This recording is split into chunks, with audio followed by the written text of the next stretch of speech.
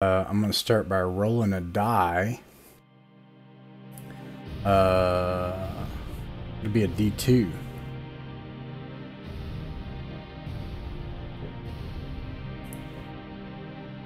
Let's see.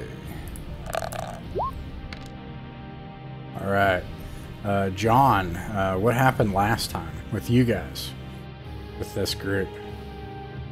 Oh, last time,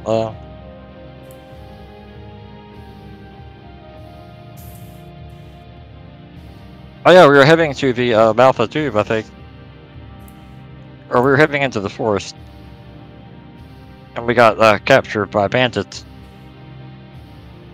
Well, before that we went to the house, and we spent the night there, I believe. And there was something watching us from this hut. We went to the hut. We were gonna try to do something with the hut, like set it on fire, but we decided not to. Because we didn't want to deal with wargs. And then we circumnavigated the mountain. And that's where we slept, and then we got caught by these bandits. Caught us right as we woke up. And they were gonna take us to their leader, but they got attacked by a bigger band of bandits. So we ran and escaped with our lives. But we lost all our horses. Yeah. There has been tremendous misfortune. Something that's really peculiar because, yeah, all that's true, and you traveled like something like 20 or 30 miles south into the wilderness, and then attacked by giant spiders, and then got into a battle.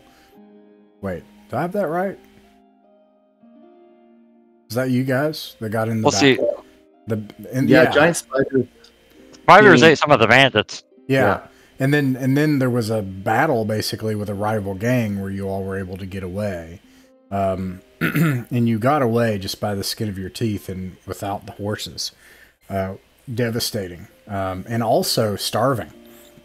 Because you didn't have enough food. So you come back to Zolkor's Ferry and you're starving. Now, an interesting thing about Krogon in this case is there's kind of some timey-wimey shenanigans we probably have to do here, but I want to do them if you're willing to. Because the last time Krogon had his adventure was at the gates of Zolkor's Ferry, where you beat back the assaulting bandit army. Yeah, that was epic. Yeah, and dueled the bandit lieutenant on the rock, along with that cleric played by Heretic.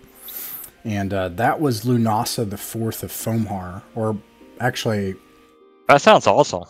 That may have actually been like Lunasa the Seventh of Fomhar, okay? And you guys, meanwhile, we're out in the wilderness the entire time, everyone else. All the way up, my calculation is you started your adventure on Lunasa the Second of Fomhar, and that you didn't return until Lunasa the 14th of Fomhar. So almost 2 weeks later. So now it's 2 weeks later. So when you return to Zolkor's Ferry, exhausted and starving, probably broken and rended equipment, and no horses, you come to a Zolkor's Ferry that's different than the one you left. There are obvious signs of an old battle in front of the gates leading up to the palisade. The palisade, you can see recent construction on it.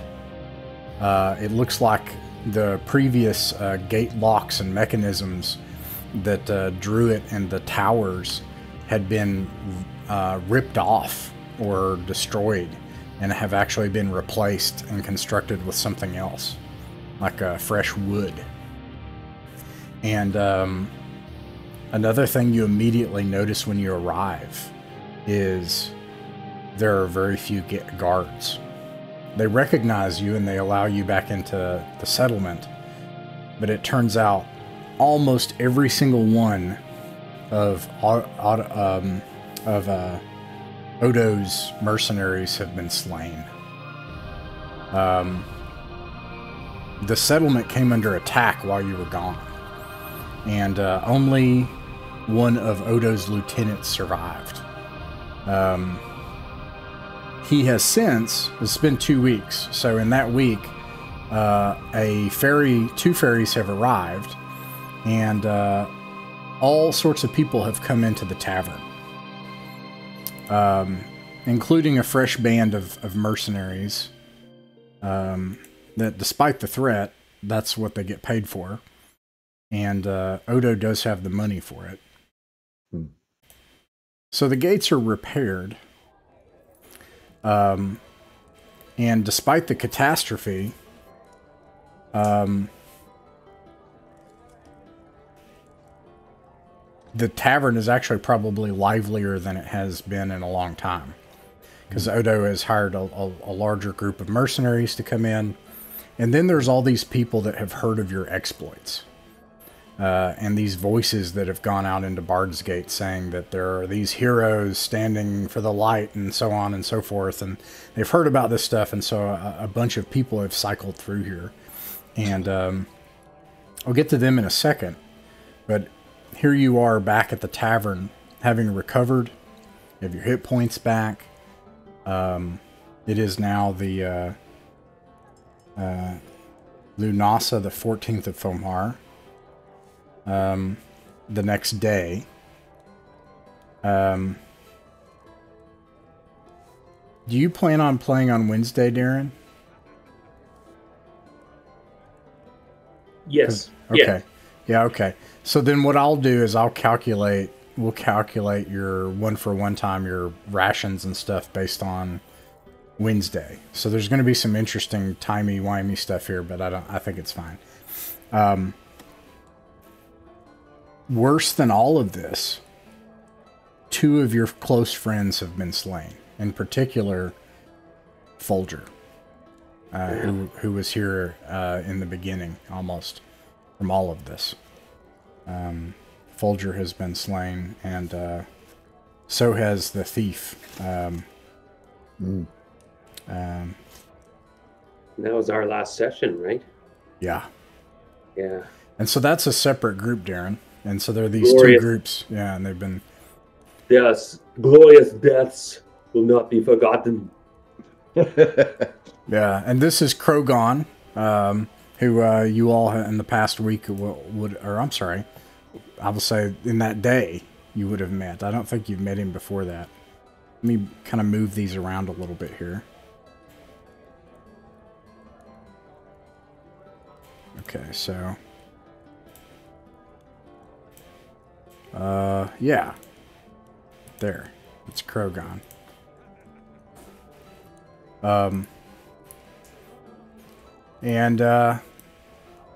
Anyways, you're here at Zelkor's Ferry. I'm going to pause for a second. And I want to kind of...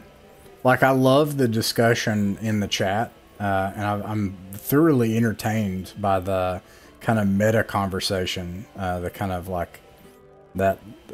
I'm really enjoying that. But, it sounds like a conversation we ought to just have. You know what I mean? So I'll bring it up to everybody on Wednesday as well. But I want to kind of ask the broad question, what are our goals? And then kind of reframe the game itself. And then see what direction we could take things that would be enjoyable for you all. So is the question... What are our goals? Yeah, so for example, and I mean specific goals, is your thinking, man, I want to level so that I can be more survivable? Or is it just, I want to be more survivable? Or is it, I want to make progress in the world and see the world advance, and so I want to build something? What are your all's goals as a group? Maybe we should talk individually first. I think that might be good to hear what everybody's preferences are. So it sounds like you're asking about survivability, because that was a part of the discussion, and also what we want the game, how we want the game to evolve or something. And also I think it's motivation. Right. Which is so crucial to role-playing. Yeah. I'm stepping outside the box here. Yeah, like it seems like everybody really has some strong ideas of what they're excited about and what they want. Keeping in mind, we might not be able to do everything. I don't know. But we can look at ideas of how to get there. But a lot of times when there's situations in the game, to me, the most important thing is to try to understand your intent so that I can frame the situation in a way that it's useful and you can make choices in the fiction. I think this is a bigger scale of that. Like, you know, if your goal is to gain levels because you want more survivability, maybe there are things in the fiction that I'd be like, oh, your character would know this, or, you know, or we can look at the game in that way. So, John, what is it? You've been in these discussions in the chat. What would you say, like, your goal is, or what is it that you would want to get out of, like, what is it like? Is it that you want your character to be more survivable, and that's a concern, or is it you want to see a progress in the world? You want to see like the story kind of move forward in a way, or what is it? What would you say? I want to explore the dungeon and make some progress in that way. Okay. And level up and get a little more survivable. Okay. What about you, Jay? I think for me, just like the base enjoyment comes from, like as a player, being challenged by the world and having to work out what's happening in the world and adapt to it. I'm finding that really, really enjoyable. Like, yeah, there's a ton of bandits out there. What are we going to do about it? I don't want that to be diminished. I love that there's a living world. And I really enjoy having characters that are in that evolving world. So I don't think I need, in terms of survivability, I think what I enjoy as well is I don't need things to be softer or easier or more survivable. I would rather change my play and also like my character's way of being in the world so that they survive.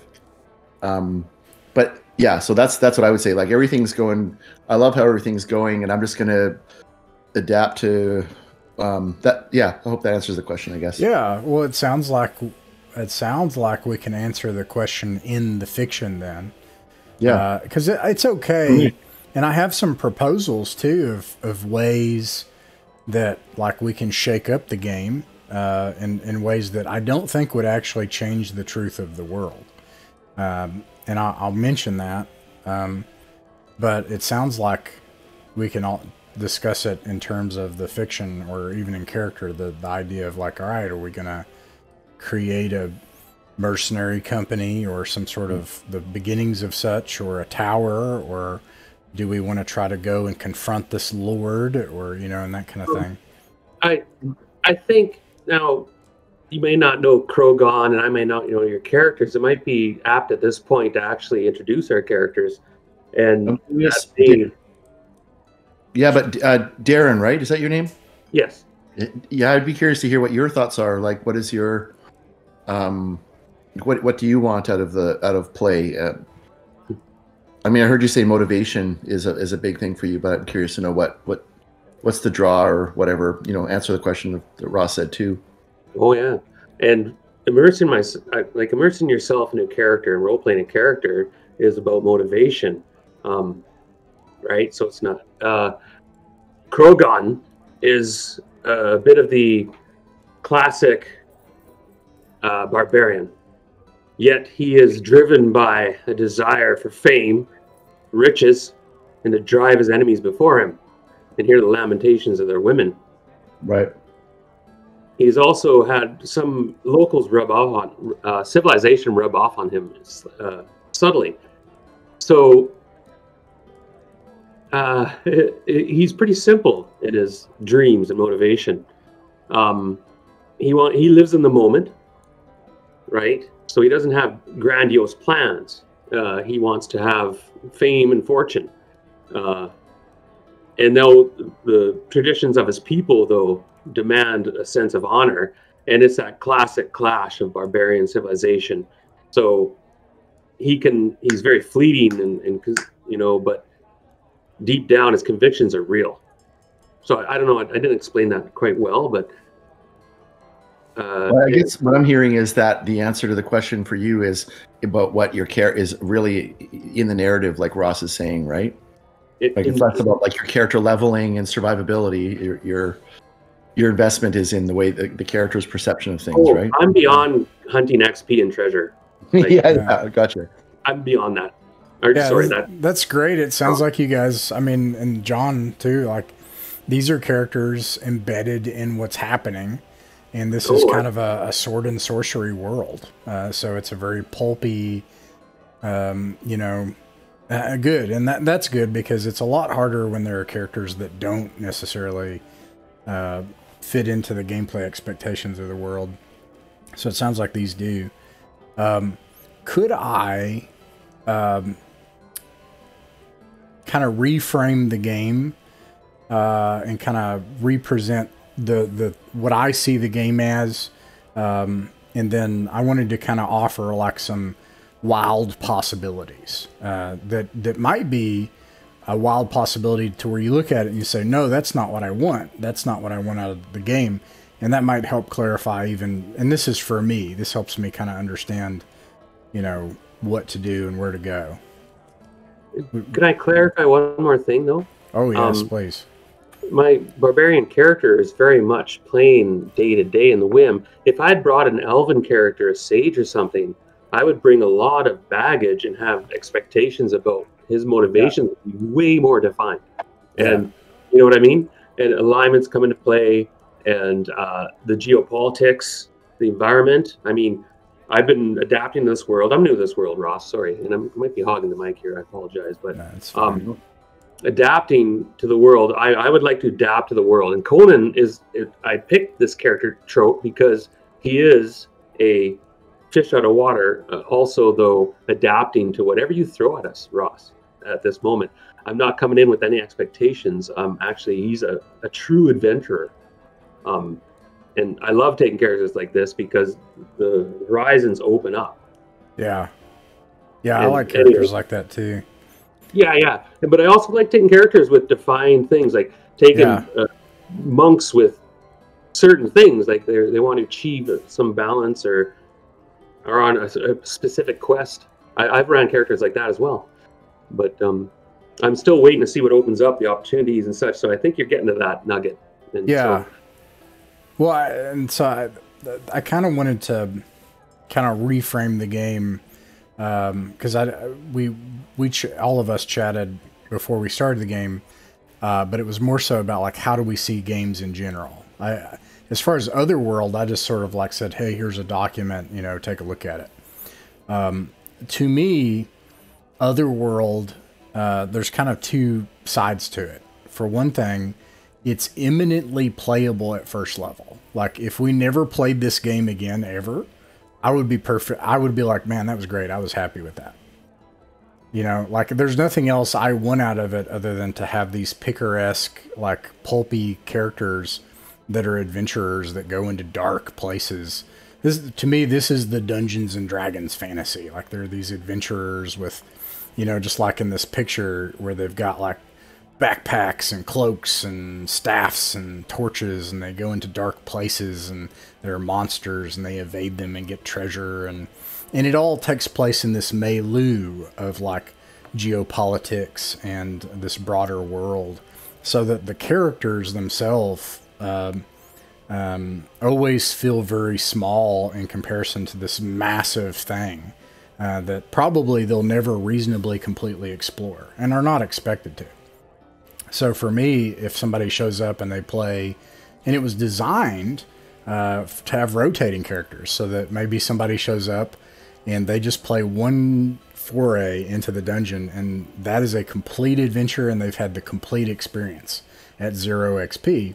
And then somebody else plays like 15 sessions, they get to level 3 before they perish or retire or do whatever they choose to do. And they are, and those two characters can play together, I don't know if that makes sense, but that's kind of how I viewed this game, which is not every game I run. So this is very much the the picaresque sword and sorcery, delving into the dark dungeon, the mythical underworld kind of game, you know. But that being said, there's also plenty of stuff that you can, if you make progress in the world, or if you're ambitious, or you want something, you can also do that. Like, I think it is possible to survive. You all have had some bad luck. I want to point that out. You've made good choices and still had bad luck. And I've been very tempted to intervene, and I'm like, no, I'm not going to intervene. I'm going to just let this play out. But, you know, like, it's also the original D&D. So, like, if you have the money and you level, then you can command armies and build castles and, you know, and completely change the world to your whims if you're able to pull it off. But there's no expectation that you would need to do that to have the full game experience. Does that make sense? Like, it's a full game experience just on one adventure. Okay. Okay. So that to me is kind of like the underlying gameplay expectation is if you go in a dungeon and you have these scary encounters with monsters and get treasure, that's it. That can be the whole game. Everything outside of that, like the faction gameplay and the political stuff and stuff that's happening in the overworld, which, you know, the difficulty is a little bit more, especially when you're talking about traveling 60 miles in the overworld. You're encountering things that are pretty well outside the league of a five level 1 adventurers, you know.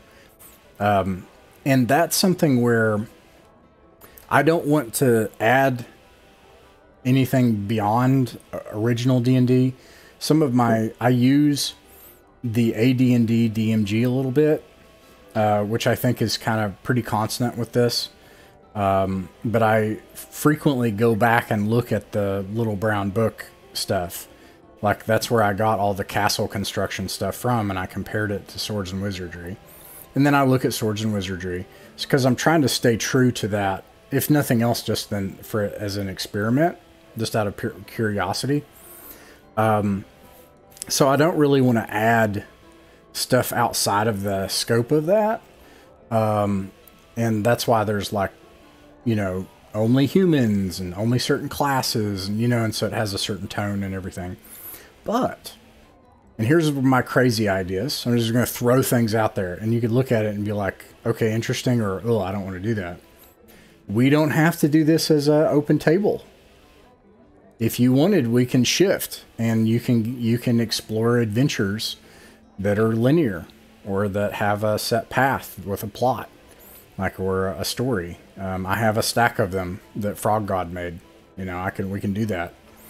Or you can go to the big city, or you can go on an adventure to confront the Lord, or find a mercenary company to ally with, or, you know, so we can break the mold that we're in a little bit.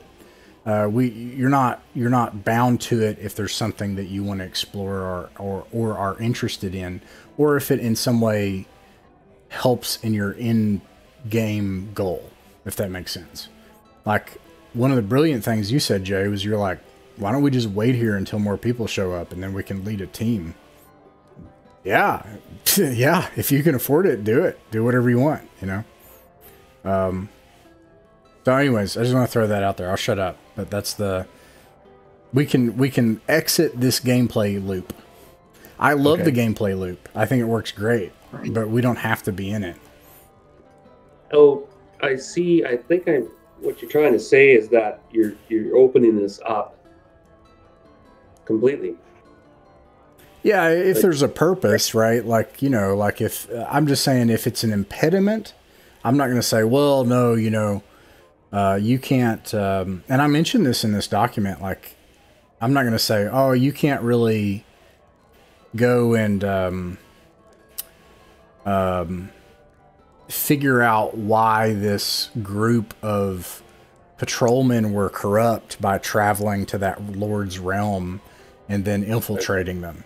That's not really, I think it's fine to do that. I could say, hey, that's just not part of the game and I don't want to do that. That's fair, right? But I'm saying, yeah, you can do that. Let's talk about it if that's something you want to do, or whatever else, you know. Okay.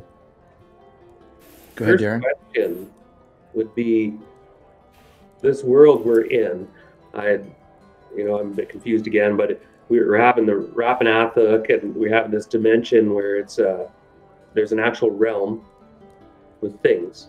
Yeah. But I realize now, like, that doesn't have to happen. Ross, what is your idea of, because of course you need to have some sort of tapestry to start. And so I like it. You're kind of mentioning about opening it right up. So you want to create a player-driven arc and have a world that's kind of unopened, or do you want to have a background, a template? So the world of Conan, or the world of Middle Earth, or the world of, and so on.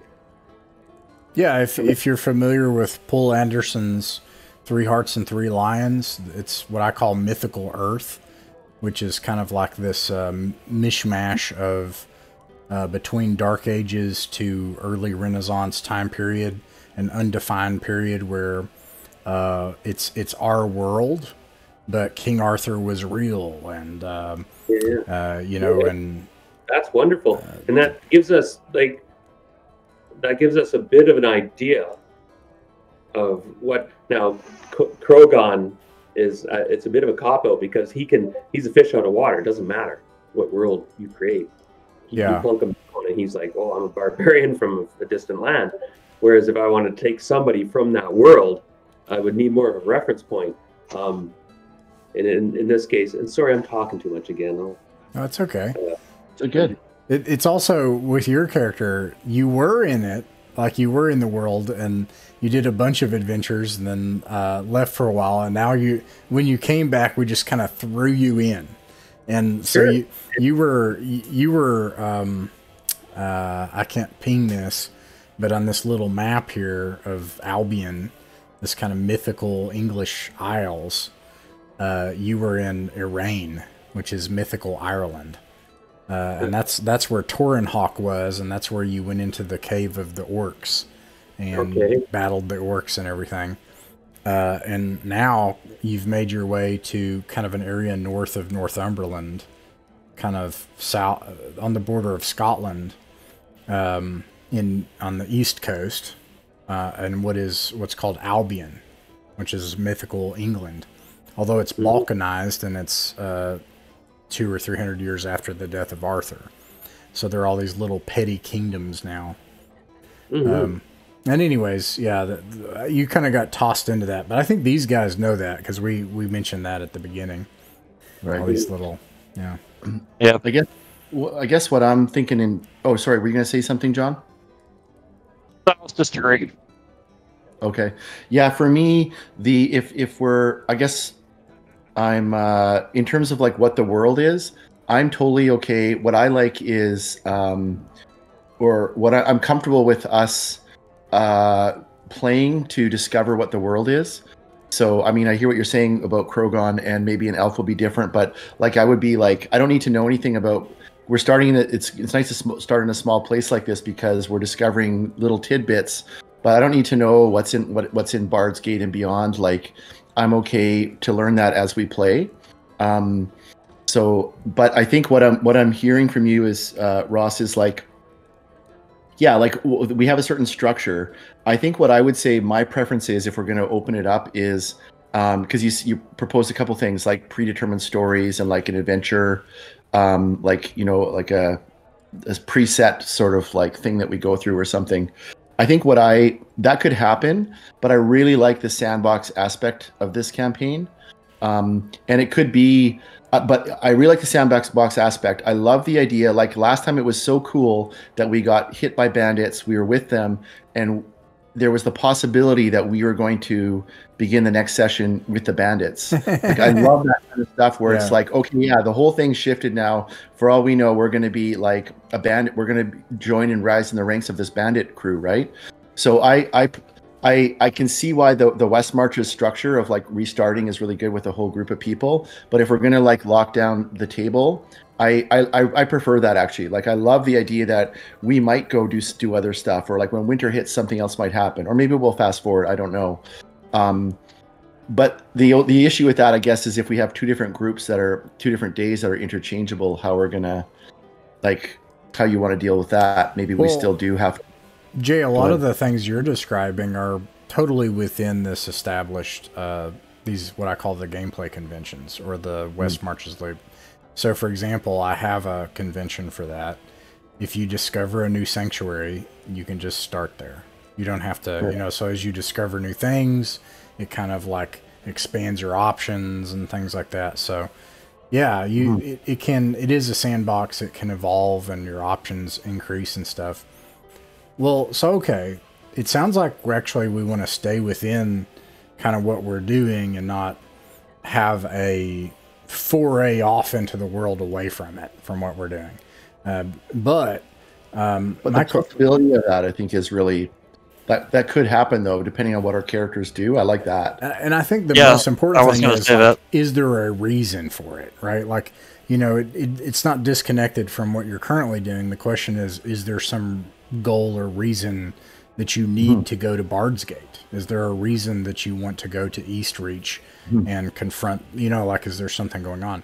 So that's my next question is, and the bigger thing at stake here is Martin is suggesting you pool your funds, right? So that's the thing. And I think everybody's going to have to almost do it to be able to do what he's talking about, which is to form a outpost in the wilderness. That's what he's proposing. Other people have proposed just building something in Zelkor's Ferry and using it as a resource and making money, and it becomes a group thing. And then there was all kinds of different talk, right? So, like, what kind of plans or ideas do you all have based on the discussion that's happened? I'd rather talk to you all than just chat in Discord about it. John, why don't you go ahead, since you haven't said much? Unless you don't have any thoughts about it. I'm thinking the pulling our resources thing sounds pretty good to me. Like making an outpost where we can go out farther. Okay. I think that's perfectly, just to be clear, and I can give you the specific numbers, but it's something like 3,500 gold. It might be something like 4,000 gold, because if you have trained mercenaries, and that would cover a month, and then you would need to make several hundred gold for the following month to afford the mercenaries. And we're talking like trained people with their own weapons, and it's very unlikely that they're going to be overcome, and they don't accompany you into the dungeon, but they hold that place and they're reliable and they're professionals. The other thing I was thinking was that, we could try to ally with one of these lords. Right. Yeah. So, I guess that's the question is, like, how do we resolve this? Like, so, John, that's another idea. And I don't know, Ross, if you're looking for, like, consensus on the bandit, on pooling our money together. I mean, I think if we were all playing on the same day, it would be much easier, because we would just role play all chatting with each other and make a decision. And I guess I sort of like a bigger question I have is it, because Ross, you just said you kind of think we all have to do it, and I'm wondering if that is the case. Like, would it not be okay for some characters? Like, there has to be some kind of central conceit, I guess, that holds us all together. And for me, it's that we're all, at least right now, we're all invested in Zelkor's Ferry, in the region, and in somehow, like, stabilizing the region or whatever. Or maybe that's just because we want to get treasure out of the dungeon or whatever. But this is why we're all here. And I kind of wonder if it's okay to have, maybe there's half of us decide to go in on a mercenary company, and others are like, Krogon's like, no way, I don't want to do that. And he still adventures with us, but he has other motivations and is, stays at the camp or whatever. So that just opens up more, I don't know, like there might be other sort of like motivations that are in there as well. I don't know. Yeah. But there are two things about that. Hey, Dan, one of the things that and this is always subjective, but one of the things I will say that for me, just in my enjoyment of the game, is that either we're all going to... I don't know that this applies in this situation, but I've committed to a group concept. Like either the group does it or we're not doing it. Like, you know, I don't do, hey, I want to go have just this quest for my character's arc. No. The other thing about it is I don't know if there's enough money without everybody working together. And I could be wrong. I don't know. How much money do you have? How much money does Flanagan have? I don't know. So you got like 1,000. Pretty sure another group has a lot more. Yeah. They probably have a lot at this point because of the battle. And they took all the stuff from the bandits. I got like 200 or something. I think they had I think they had a lot of money, but I don't know. But that's the question. I can look real quick, but you know, like if Martin wants to do an outpost, so it looks like last session they attained 700, 1,000, 1,800. 1,800, 3,000 plus 3,000 plus any existing funds. So it looks like if Martin wanted to make an outpost, he could, if everybody in that other group did it. And so yes, I do have to synthesize. Yes, it's easier if we all came together, but we can't. So I have to kind of synthesize all of us together. It looks like you guys have 2,000 gold that you took from the goblins, and then in the past one, we spent. We split that with the that group that died, and we bought horses. I think like I've got 200 gold. I've got 150 left. Yeah. Oh, 240. Oof. Yeah. Okay. We lost our monies. Oof.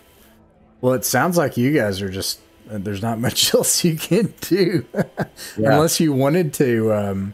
I mean, honestly, 200 gold's not a huge dent into a 4,000 gold expense.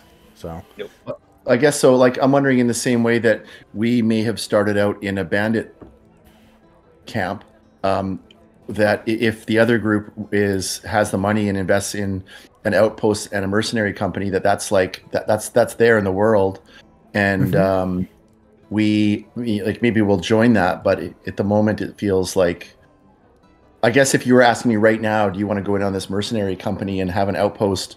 I'd say like Flanagan.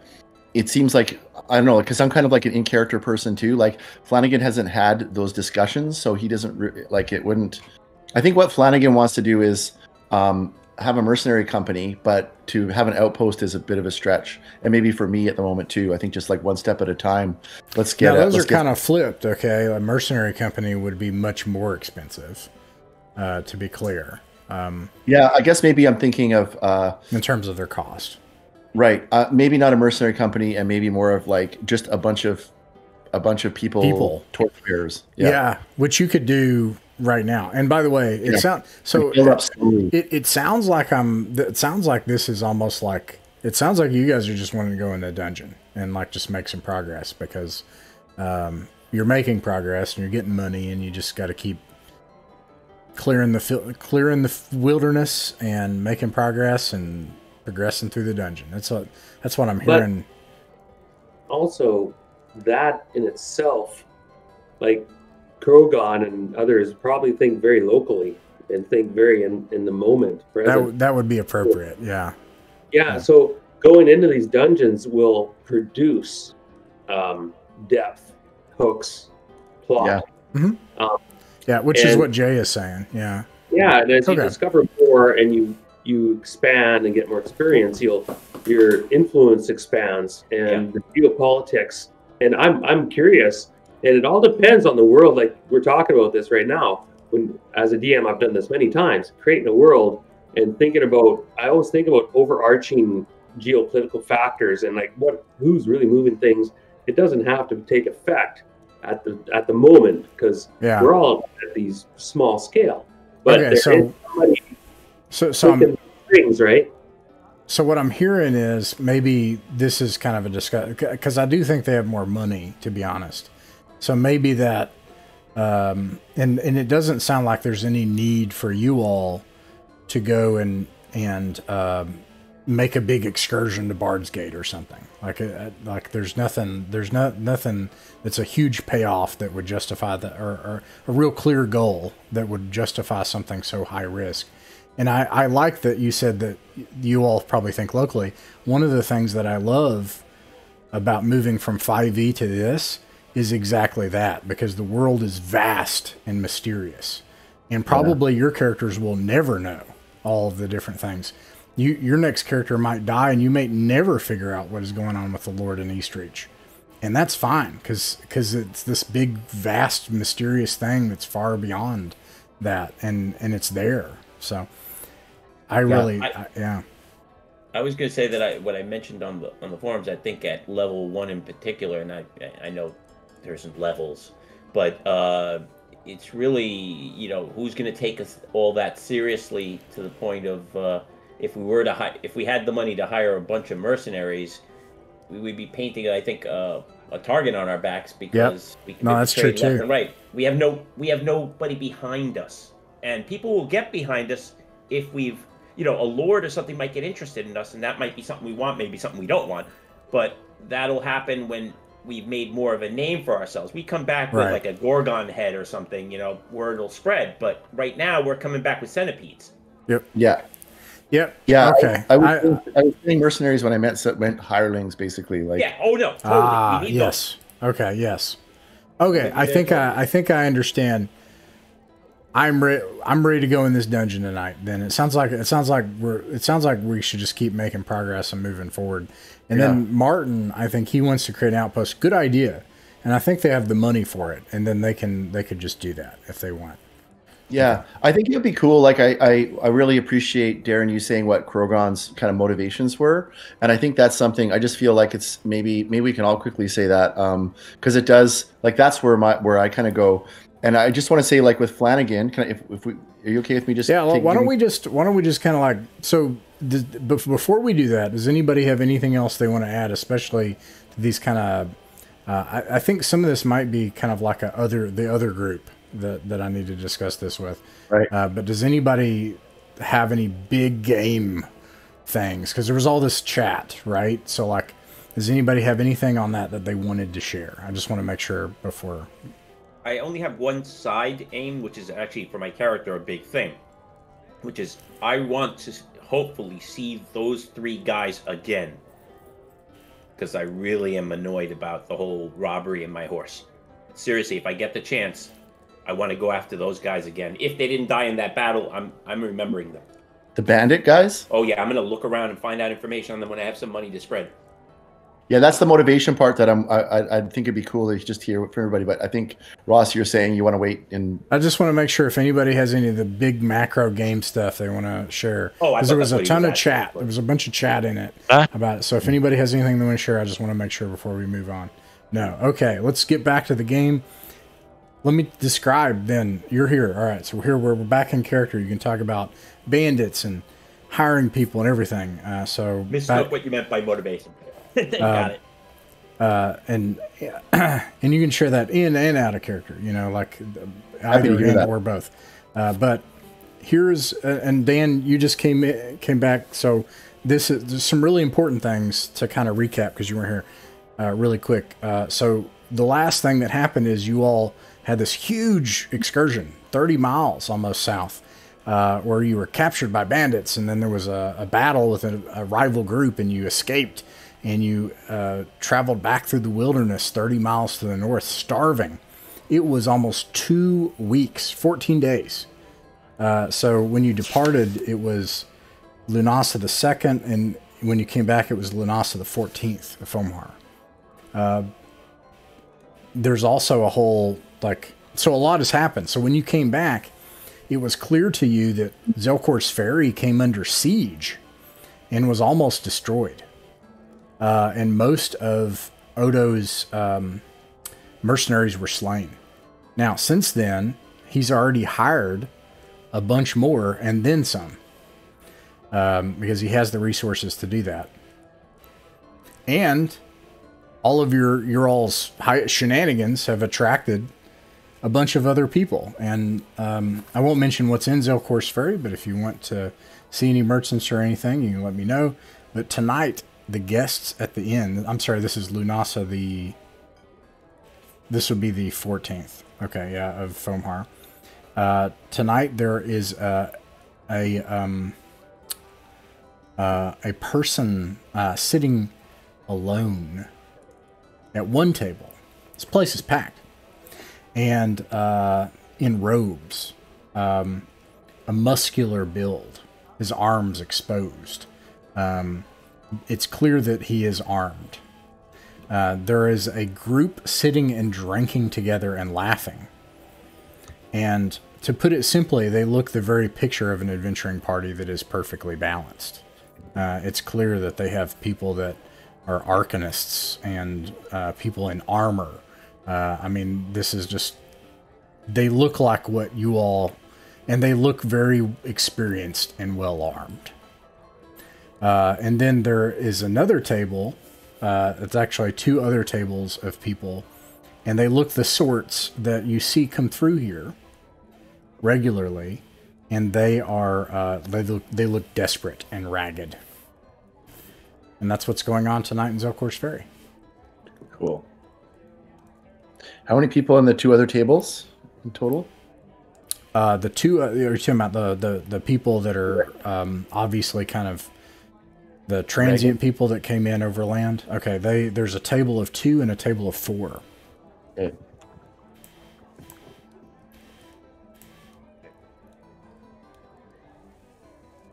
I think maybe to go back on this sort of like the motivation kick a little bit. Like I wouldn't mind.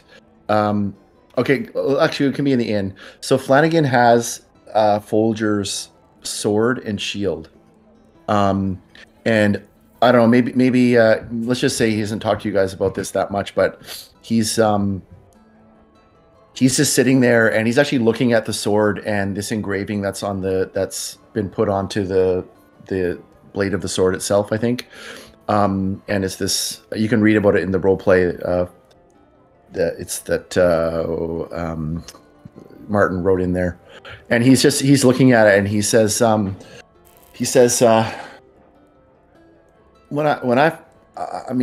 just came here. I mean, all my life I've just been a farmer, and I just got to admit something to you guys. Like I've never been much of a person of faith. And he's been fairly quiet upon returning and realizing that Folger's dead. And he says, I kind of thought of Folger as the center, like the guiding light. You know, he was so strong and wise, and it was like he knew what to do. And I just thought, well, I just want to have some cows and dogs, and never really thought too much about that. But now that he's gone, I really see what it means to be someone like him, because he's not here anymore. And that's all he says. He just looks down at the sword. There's a big barbarian shrugs and looks over and burps, and you can see he's pretty inebriated. And he's found his way to your table. Your friend Folger, did he die bravely? So Flanagan is, by the way, he's a fairly thin, scarred guy. He looks like he probably was a farmer or something. Well, I thought, weren't you there? I thought you were there with him, weren't you? Yeah. Well, did he not die bravely? Why don't you tell me? He will meet us in Valhalla. He died brave, a warrior. You know of no reason to be sad. In my people, to die like this is the greatest honor. I hope to die that way myself. Yeah. I think I understand what you mean, and I never did before. You see, he's in a good place. Do not be sad. He will be grinning down on us in the halls of the warriors. Yeah, Flanagan turns over the sword again and puts his hand on this carving that's been put into it by his Folger's cousin, and says, "Well, I took this sword for a reason. I want to follow up on what he did. I'm not holding this sword to be who I was. I'm holding this sword to be someone who I want to be." And he just kind of like, he almost like breaks, and he looks back down at the sword. "I think I have a different reason to be here now." What's the sword look like? I don't know. I think it's a fairly plain, strong, like well crafted sword, but it doesn't it's not anything that's I think he said that the pommel or the tang has the tree of life, and then every branch represents a part of their name or something, and now you're on it. So it's like a long sword, and there's like this thin groove scored straight up the base of the hilt. I don't know the names of these things, but I think it's on right up the blade, up the fuller to the end of the fort, whatever that means. And there's like those it's like the almost like elvish rune kind of things, where there's like a rune that goes up. Actually, he describes it. He shows you there's a line, this line. And he says, "I can't believe that Folger's cousin gave this to me. Let me have it. This line is the line of his family. These lines here that come off of it like a tree, this one is his father. This is Folger." And he's like, I feel actually emotional talking about this. And he says, in this one, this is me. And it's like the branch is actually going kind of like in a different direction than the others. His cousin put that on there for me. He says, "If that doesn't mean something, I don't know what does." He did the same on this shield, and he holds up Folger's shield. What about Caden? He is, he's just kind of sitting there listening, and then he says, "Above all clouds and beyond all stars, light is there, waiting for those that find and can see." I believe it. What does Caden look like? So he's like a really nondescript, like average-looking dude. Like, if you look at him, you might not even notice that he's there. Like he's a fighter or a priest? He is a priest of the light, a cleric of the light. By the way, Krogon doesn't wear many clothing. He scoffs at the cold. And at his belt, tied by their hair, are some severed heads. He's waiting for them to age enough that he can convert them into gourds. There's, I think, 4 of them he collected in the last battle. And he ignores the fact that they're somewhat dripping down his thigh onto the floor. And the terrified waitress comes by, giving drinks, and doesn't know what to say about that. But Krogon is nonchalant. And he looks at you intently. "That blade is now yours. It is destiny. You must die with it and never dishonor it." Flanagan doesn't say anything. He just kind of nods. Caden looks at the severed heads and just he makes the sign of the light. "They are the enemies. I conquered them. They lost." So Gerald, I don't know what maybe you heard, so I'll like a 1.5 sentence recap is that basically, returned to Zelkor's Ferry under fairly desperate circumstances last time. And what's worse, after all of that, returning starving after 14 days in the wilderness, you find that the place was nearly destroyed and razed. And they just barely managed to defend it. Since then, new mercenaries have been hired, and actually the place has taken on a kind of, well, it's busy in here. and there's it's what is obviously another adventuring party, and all manner of other people who've migrated through the wilderness to get here. And the tavern is more packed than it's been, probably that you've ever seen. Fascinating. Crazy how that works. And we've got this new guy, Krogon. Hello. Yeah, and Krogon looks like that.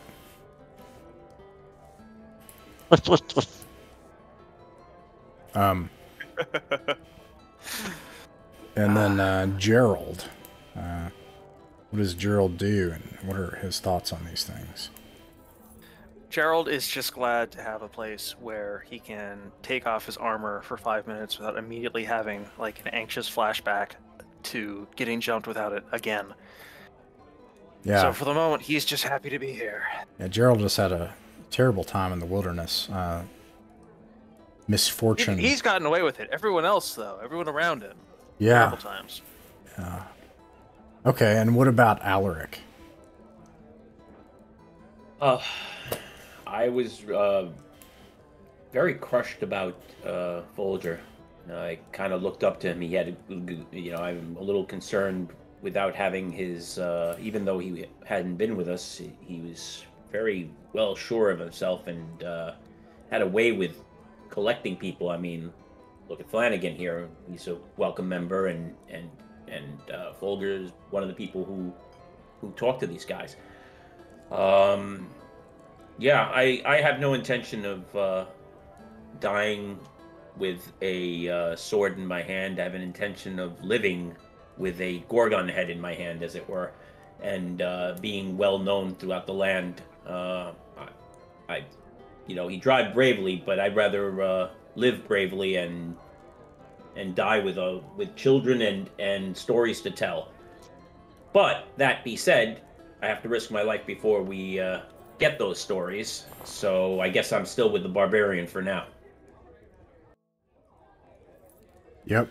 All right. Well, Krogon shudders when you mention getting old. He says, ugh. I'm 19, so that means like what, 27, 30? 30. Yeah. Oh, Yeah, just to clarify, Gerald is 40-something. Probably the oldest guy here. Yeah. Yeah, Aiden is 30. I can't even cast spells. I have to hit people with a sword. It's pathetic. All right. We probably still have time to hit the dungeon, if you all want, for the following day. But do you want to try to speak to anyone that's in here? Again, you have a group of 4 and 2, a total of 6 people that are obviously had migrated overland. That is to say, whether you want to call them transients, vagrants, or refugees. What are clearly a party, which also clearly outclass you. They're very well equipped, and it's obvious they're very experienced. And then there's a man sitting by himself, who also looks as though he is armed.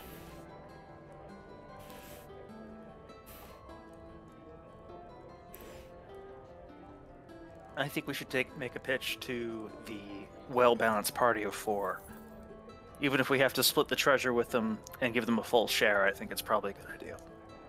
I'm really sick of showing up and being preposterously outnumbered by swarms of randos. I would like other people to feel outnumbered for a change. Yeah. I'm cool with it. I believe you've got the right of it. They can at least take watch so we don't get jumped. We might have to act like we're more experienced than we are. I don't know. Man, we are experienced. We have suffered so much. We have earned the right to... We don't have to pretend anything. We have been here getting our asses kicked. Yeah. You're right. All right. Who Flanagan has confidence issues, I guess. Who makes the pitch? Yeah.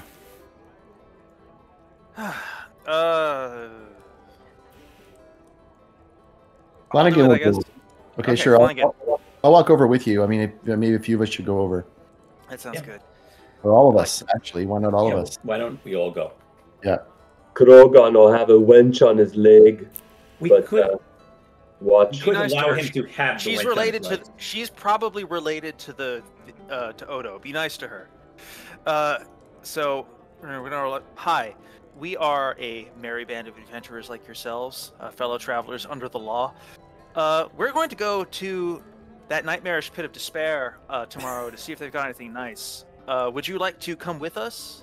As you come over and you're saying that, and then a man, a man with a tall and muscular build, and a big broad smile and sunken cheeks, looks over at you and he's like, "Oh well, look, potential hirelings. Well, it's are you looking for work?" We'll gladly work with you tomorrow for a full share. A full a full share. I like the ambition. I appreciate it. How many times have you gone out into the wilderness around here? Because it looks like this is your first time. Oh well, we usually had adventured on the western coast, and well, I mean, don't get Fine started there about the time that she brought down that ogre. Let me tell you. And then it's a woman, and she's just drinking and smiling, and yeah, and they start boasting about all the adventures that they've had. They claim to have. I'll tell you, I don't intend to stop them. People love to talk about themselves. Yeah. Yeah, they say that they've slain an ogre, that they have taken out hordes of goblins. One of them claims to be a master of the other and of the unknown, and can bring forth blinding light or cause an army to simply fall asleep in its boots. Another one cut his head off. It's so soft. I'm just like, are these guys from 5th edition? These guys are so confident. Yeah. Now, when you say a horde of goblins, how many is that? What, 30 goblins? And then one of them is like Eric, or the one who's like he's got armor, but he's got a cowl, but it's embroidered with Celtic symbology around it and stuff, and he's like, it was 35 actually. Point of memory, because I have none. We flanked a very large bunch of goblins in the woods. Didn't we engage a smaller band? Of about 15, yeah. 15. That's what I wanted to get in my head. You say all this in character for sure. You're like, well, no. Yeah. I just wanted to get that clear so I could say it in character correctly instead of completely being lying. I didn't want to lie.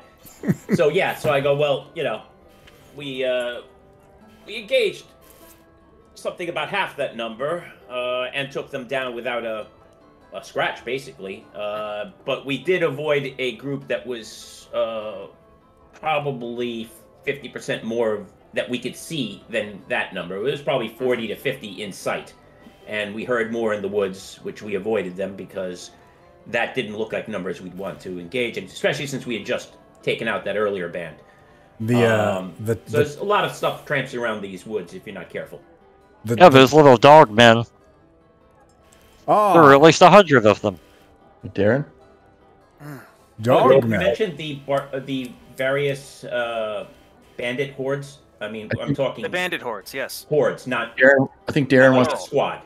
I think Darren wants to say something. Oh, sorry. Krogon would stand up and raise his tankard and goes, "And we saved Zelkos Ferry from the bandits." And he cheers a few people beside him. Oh yeah, no, yeah. Otto nods to you all. Yeah, and so the person, this tall person with sunken chinks, he's like, "That's very impressive. We could use a local guide. I think I like the ambition. Our going rate is a half share for our hirelings, and yes, we'll hire you if you would like to come with us tomorrow. We're seeking the Mouth of Doom." Yeah, we know where it is. Oh. Out of character. I gotta be honest. I'm still tempted. even having a half share. This is like Yeah. this has sucked, man. We've I been was losing scared. a lot. Does that half share apply to XP too? Yeah, because That's the only thing I'm like, Yeah, I I mean, have zero interest in. I am so close to leveling up. What about half share plus a flat fee? 'Cause okay. They're probably not going to find anything. What about that? Man, if I was playing another character, I'd go in. I'd accept I mean- that share, but No, and that But, won't give okay. you. So XP comes from found treasure, or from overcoming challenges, with monsters. But yes, what's your charisma modifier though? +1 for me. For for Gerald 0. Okay, no problem. Okay, that's good then. I don't have one either. They say very well. That's a fair. I tell you what, it'll be a flat fee based on whatever it is we encounter, and looks to each of you. 50 gold if you can guide us to the mouth of doom. It's like 10 gold apiece. But then he's also like, depending on what happens, he'll also give us flat amount of gold. Puddle gang. yeah, I don't Yeah. know. I mean, I like the idea of going. I mean, if they're going, we'll travel with them, take 50 gold total, and then why don't we agree to go our own ways when we get to the mouth of doom? We could even follow behind them. I don't know, but I think it would be. Yeah, I think maybe. I'd rather we go on our own, but it'd be cool to know that they're in there. I think 50 gold pieces is splitting up in there is decent, but 50 gold pieces for a day's work? It's pretty good.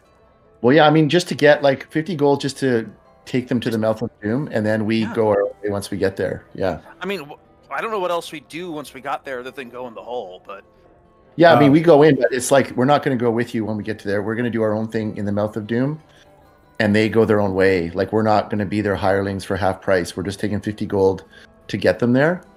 Do you express that you're also probably going to go in as well, but then go your separate ways? I guess Drogon is no hireling. Well, we're going to talk amongst ourselves right now. Is what Yeah. we're doing, right? So Yeah. does that sound good, Krogan? Yeah. But Krogan's looking at that troop, and he's looking at who's the leader of that group. It's this guy that's like muscular and tall, but he has got the sunken cheeks. That you've been talking. The guy who's been talking, yeah. And then I do not hire myself, but I will follow the party. I have an idea, though. I can challenge him for leadership of his party. I think that might be a bad idea. Why don't we wait and see how they go first? I mean, Have arm wrestle. I don't deny that you might be able to do such a thing, but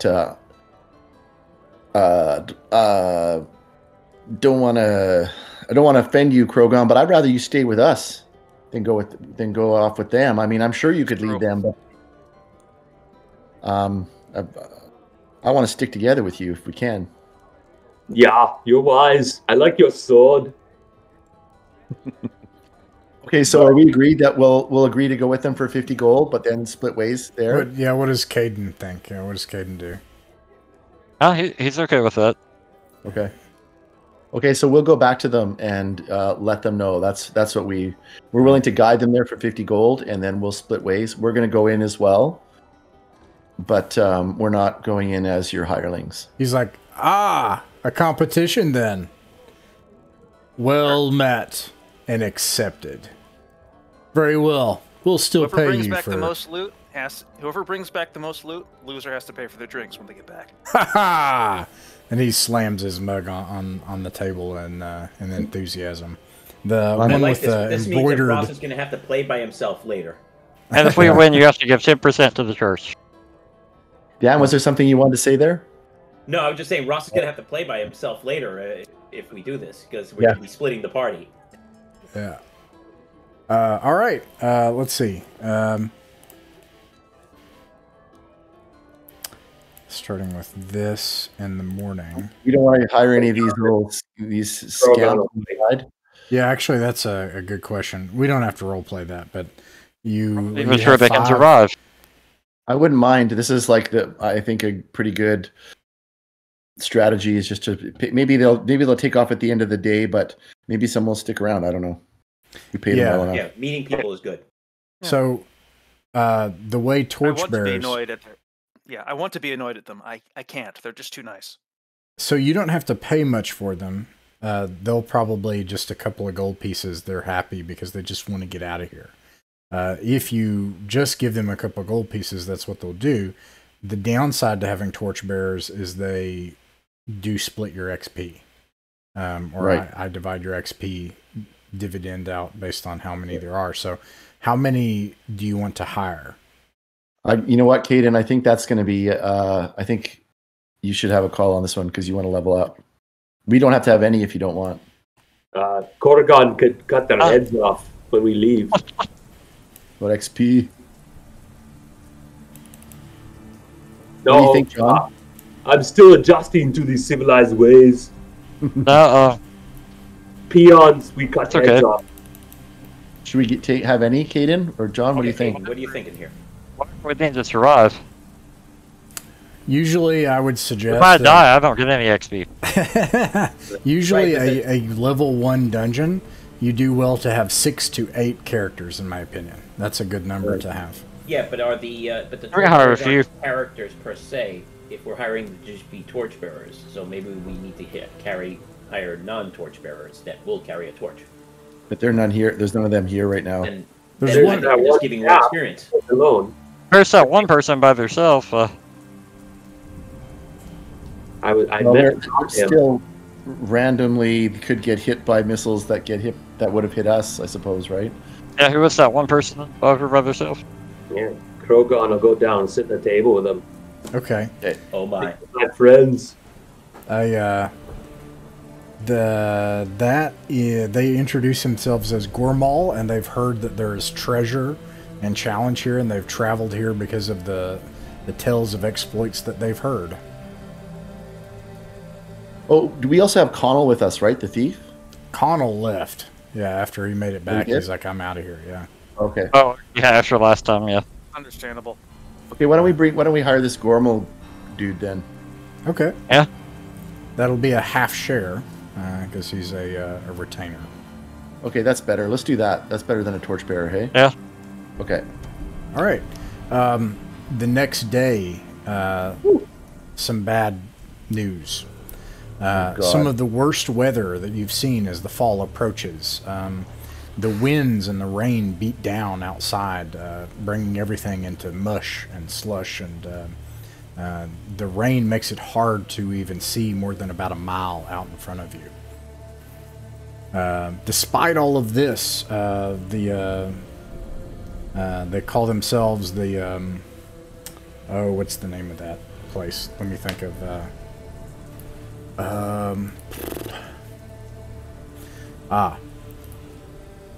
no.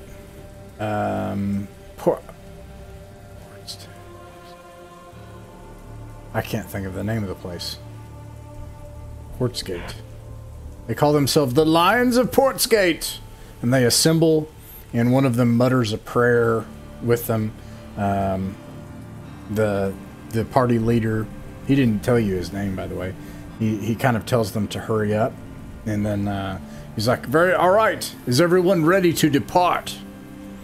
And he looks back to you all. Okay, you know what? This is the same thing with the warg and everything else. Let's just spend another gold and wait a day for the weather to turn. You suggest waiting a day? Hang on a minute.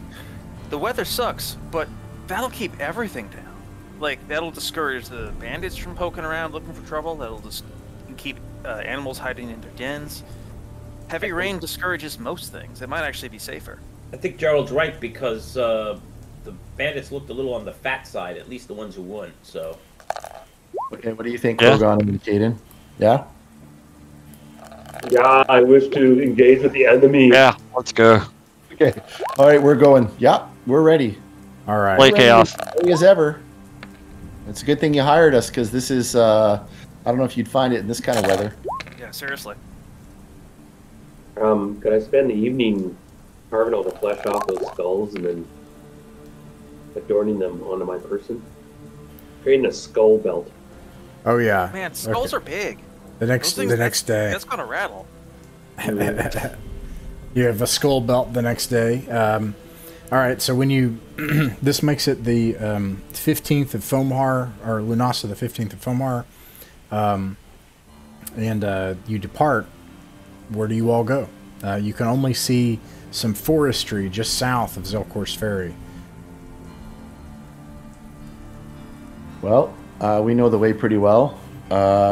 If you tell me, then I'll just pursue. You know, like if you tell me the terrain and where you're going, I'll just make it pursue. Should we take the road? Yeah, I'd like to suggest we do take the old road because it's a really easy landmark, and then we switch up onto towards the hill once we hit. I mean, we probably know the turnoff from that old road. That the quickest way from there straight south to the Mouth of Doom by this point. Being as dark as it is, you only make it a few miles in the slush before night falls. I'm going to go ahead and move time forward just for the sake of... Okay, so erase rations, I guess, and we're with this group, eh? Like we're camping with them. Yeah. Oh, I didn't buy any rations. Oh, let us encounter something that gives a lot of XPs and let them kill it. That's all I can say. Okay. I am going to fill up on rations, yes. Can I do that now? Because I figure I would have. I mean, I don't think he would have gone to town and not bought rations. Yeah, go ahead and, from Zelkor's Ferry. So, rations are currently, I will say, standard price from the book. By the way, everybody, I'm putting up the maps in Otherworld Adventures on Discord. And as we explore the dungeon, I'll update the map as well if we need to. Oh, cool. And Flanagan actually has a piece of paper that he does this with. Right back. Okay.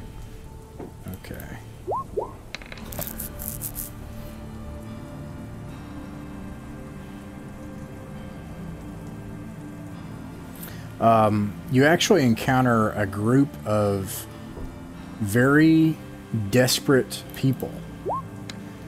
4 of them, sodden, covered and wet, asking for food, desperately asking you for food and for help. Are they... How far out of where we were?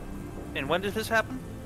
This happened in the morning of the second day, as you're traveling along the road. Is it still pissing down?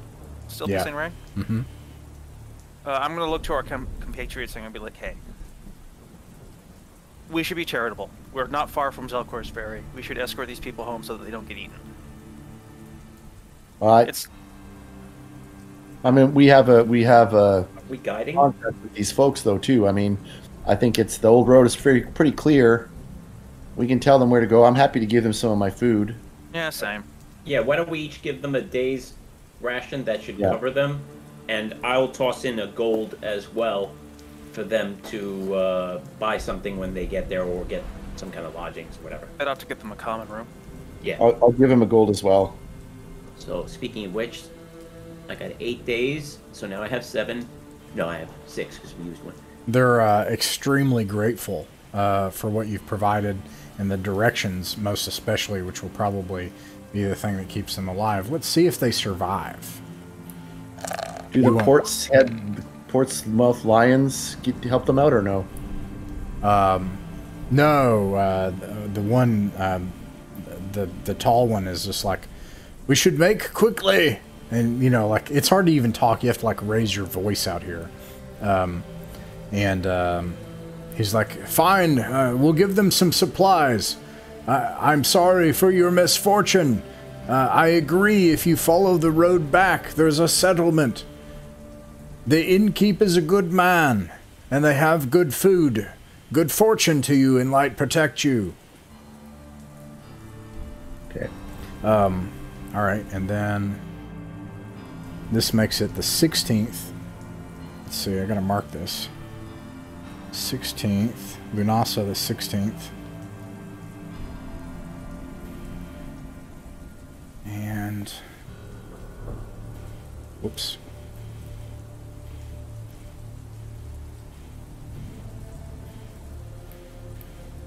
You make it about 5 miles. And then the rain starts to let up. You can actually see the sunrise. When you encounter... Well done.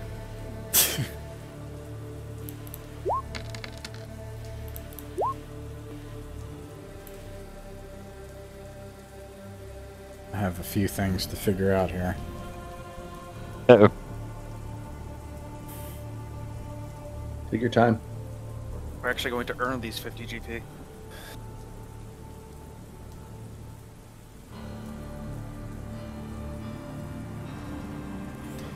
This all comes down to a reaction roll. That's the most important thing right now.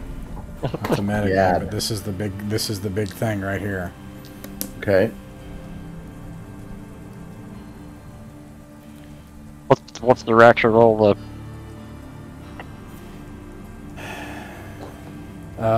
You We're see. gonna roll. You see. Oh, sorry. Oh, sorry. Go ahead. Okay, sorry, Oh, I didn't mean to interrupt. in the gloom of the rain, as it starts to clear up, in the sunset, you can see figures, a large number of them, humans, approaching on the opposite side, the road, the opposite way. At this, the man, he says, "My name is Gormal, by the way. Do you see those? Who would be out here on the road? Is that a patrol?" I wouldn't trust it to be. We have seen a great deal of bandit activity in this area. Sometimes far closer, and we've seen it far closer than we prefer. Best if we find ourselves a discreet place to be out of the way. Observe them unnoticed. I see This some is about- forest off the road over there. Should we hide? This is about where we usually cut off, so maybe we should head down to the south right now. What are these other folks? What are they? Yeah, the port? The balance party we brought. What's their take? Yeah, he says, if we should hide, I do see a forest that way. You can actually see the outline of trees. This area this way, and the visibility is improving, actually. You can kind of start to see the forest on the near side of the... you all can't even see, can you? I can see a very narrow radius. I can see that forest on Oh, the... my bad. Actually, it's just the wrong... you probably have 2 miles of visibility now. You can kind of see... So there's a forest here. They're approaching in the opposite way. And then there's this big open area. That open area is probably, a mile and a half. And then there's the forest, which you would know leads up to the mouth of doom in the mountain, right? So if you're trying to hide, you would probably need to make it to the nearest forest. If you're trying to, or you could try to evade and hope they don't follow you, but there's a chance they'll see you. Right. Are they on horseback? No. Oh, okay. I tell the group, well, this is, the Mouth of Doom is up that way.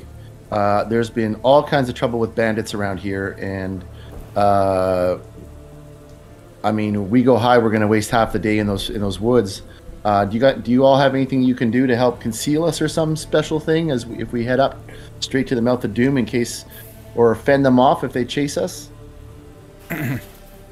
They, some of them smile and point to their weapons. How many of these are there? There are 4 of them. Oh, And But the ones coming, we don't yet know the full number, right? yeah, at least more than 2 dozen though. oh yeah, okay. It's always that. Time to hide. So what do you all... Okay, let's hear what they say first, and... They're open to either we're guiding idea. them essentially, I suppose, right? Yeah, he suggests that if you feel like you should, that it's best to hide, you should dash for the woods, and if you feel like you should just try to get away from them, get the distance, make it over the soggy fields. Remember, it's muddy out here, but make it over the open fields into the forest to the south. So it's a question of hide or run. I vote hide. Oh, hide. Yeah. Okay. Hyde lets us see them coming. Okay. Sure. Sorry, Krogan. I know you prefer heroic confrontation with the enemy, but that hasn't worked out great for us so far. And it may still happen anyway, so don't No, but then we can stab them in the back. I've decided I like you more than I thought, Krogan. Yeah, smart. We get them after. I need many more skulls. My belt empty. What's this one like? Gotta know when to stop with the skulls there, Krogan, otherwise you're gonna frighten the ladies. You know, your pants are gonna get pulled down. Which ladies? You have to come to my homeland. You have no skull belt. You will be Wussman. No, that's not right. Ignore that. You will get no mate. Let's see. Or if you're lucky, you get 5 mate. Okay. The rains have abated, and you huddle down into the woods here. The woods have a strange quality to them here. They hide you very well. Did we get a chance to watch these people go by? Oh, sorry. Maybe you're getting to that. Yeah, you feel confident that they would not have seen you. You're able to break their line of sight in the rain and make it into the forest tree line. And you can tell that off in the distance they continue traveling up to the north. They really they stand no chance against Zelkor's Ferry, and they'll either need to move on, or they'll probably face certain death, or parlay. But that's their problem, I suppose, right? Meanwhile, Oh, looks like bandit. Yeah, it does. Good, we hid. Meanwhile, in the woods here, the trees are dark and strange. Some have octopus-like suckers on their trunks and branches. Others seem to have malevolent faces in the pattern of their bark. It seems like it becomes hard to move here in this part of the forest. The trees and the underbrush seem to always just get in your way, as if deliberately. Perhaps most disturbing of all, the forest is definitely darker here, under its canopy, than it is outside. Something feels strange here, and in fact, the person with the cowl and the embroidered symbols says as much. He says, "There's something strange about this place. Disturbing." We've been here before, haven't we? No, we've never been in this forest. Okay. This is the one on the map. It's sort of the little one to the east of where the hut with the warg is. I never would have thought it'd be different. Well, let's maybe not go too far in then. Stick to the... And I don't like this. We've had Gerald, bad experiences with overland adventures so far. I don't see that changing. Gerald, you can roll a d6. I hate this so much. Yeah. Waylaid again. Rolled a 3. A 3. We did Nice. not get surprised. You just Right. broke our track record. That's all. No record. Gerald's the winner. You all hear a cackling in the forest. Gerald, in particular, you see some 20 feet away in the beams of light at the setting sun in the forest tree line, penetrating part of the forest, something that looks like a hut just some 20 feet away.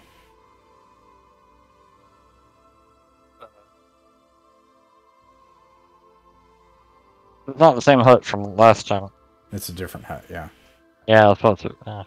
Did we still have those 4 guys with us? Mm-hmm. Well, I guess technically right now we're working for you. What do you want to do?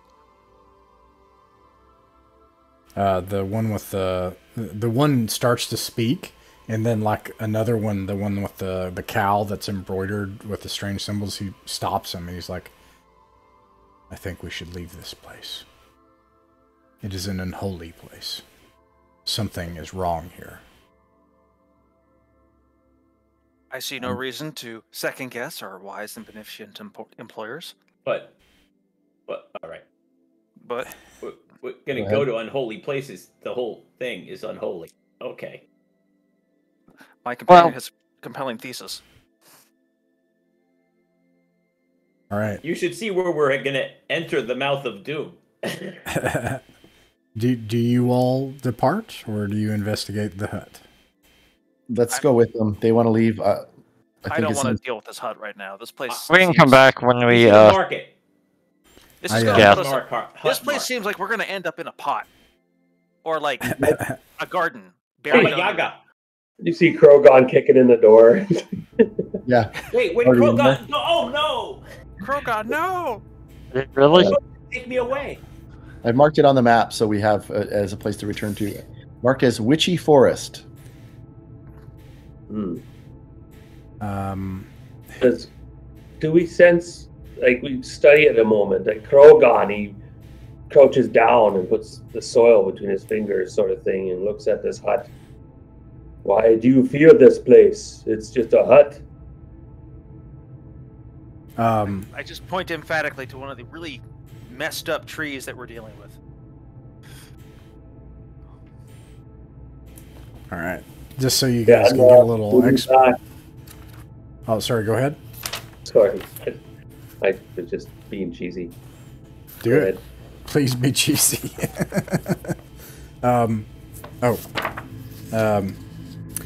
I don't know if I don't think Krogon's been here, so I will say. So I did the rolls, skipping ahead. So you all needed to camp the night after leaving the tree line. You needed to find another place, so you camped out. You don't have any other encounters. The rain abates. It's muddy outside. You travel through the forest and up a steep hillside that is a small mountain, Krogon. And you see on the edge, about halfway up this mountain, a large, huge stone demon face carved into the side of the hill, its open mouth 10 feet tall. Within the gaping stone maw are ebon black stone steps leading down into the darkness. And that's what you see here.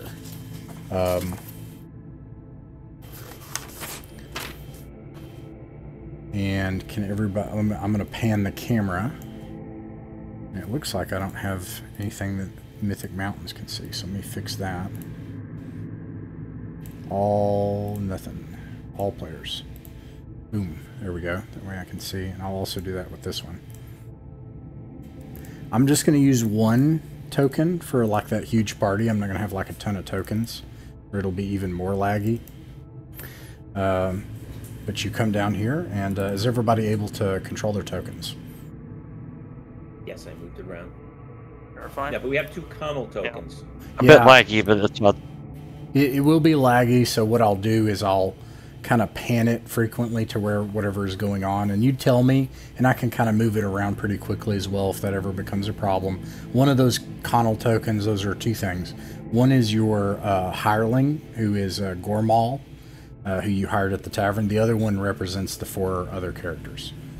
And they even take the lead, if you allow them. Yeah. But then they ask, they say, the one is like, where should we go? In this forsaken place.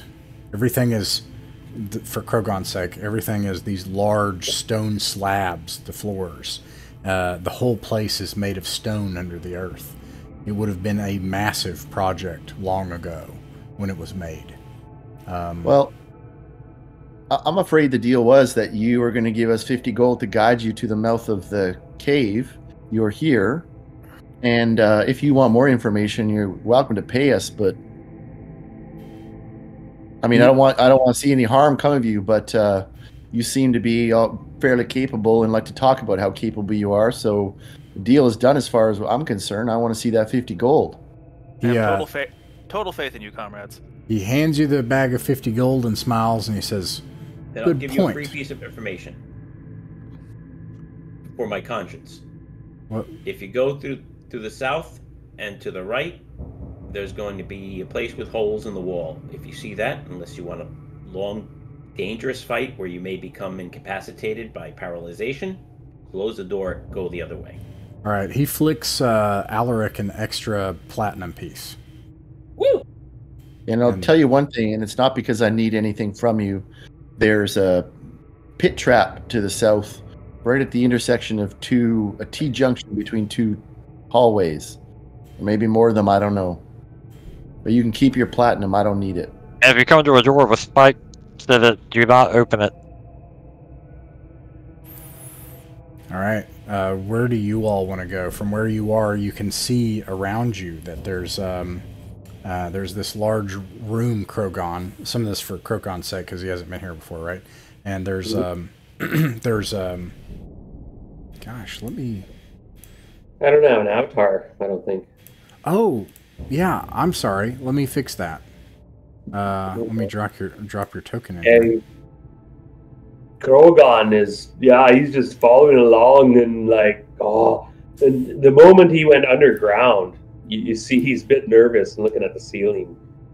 Krogan has an intense fear that the sky is going to fall on his head, and if he goes under a roof, it's ill luck. Oh, one quick thing. Connell, is he bearing a torch? As opposed to like a lantern? Yes. Or I will give him my proper lantern so that he can shed more light. or All right. Gormal, actually, right? Gormal, yeah. Gormal, yeah. So, Flanagan lays out the map on the ground that he's been carefully making, and you can see it under Otherworld Adventures. And he says, first off, I guess I wonder where the others go, but between us, I'd like to suggest we head back the same way we went.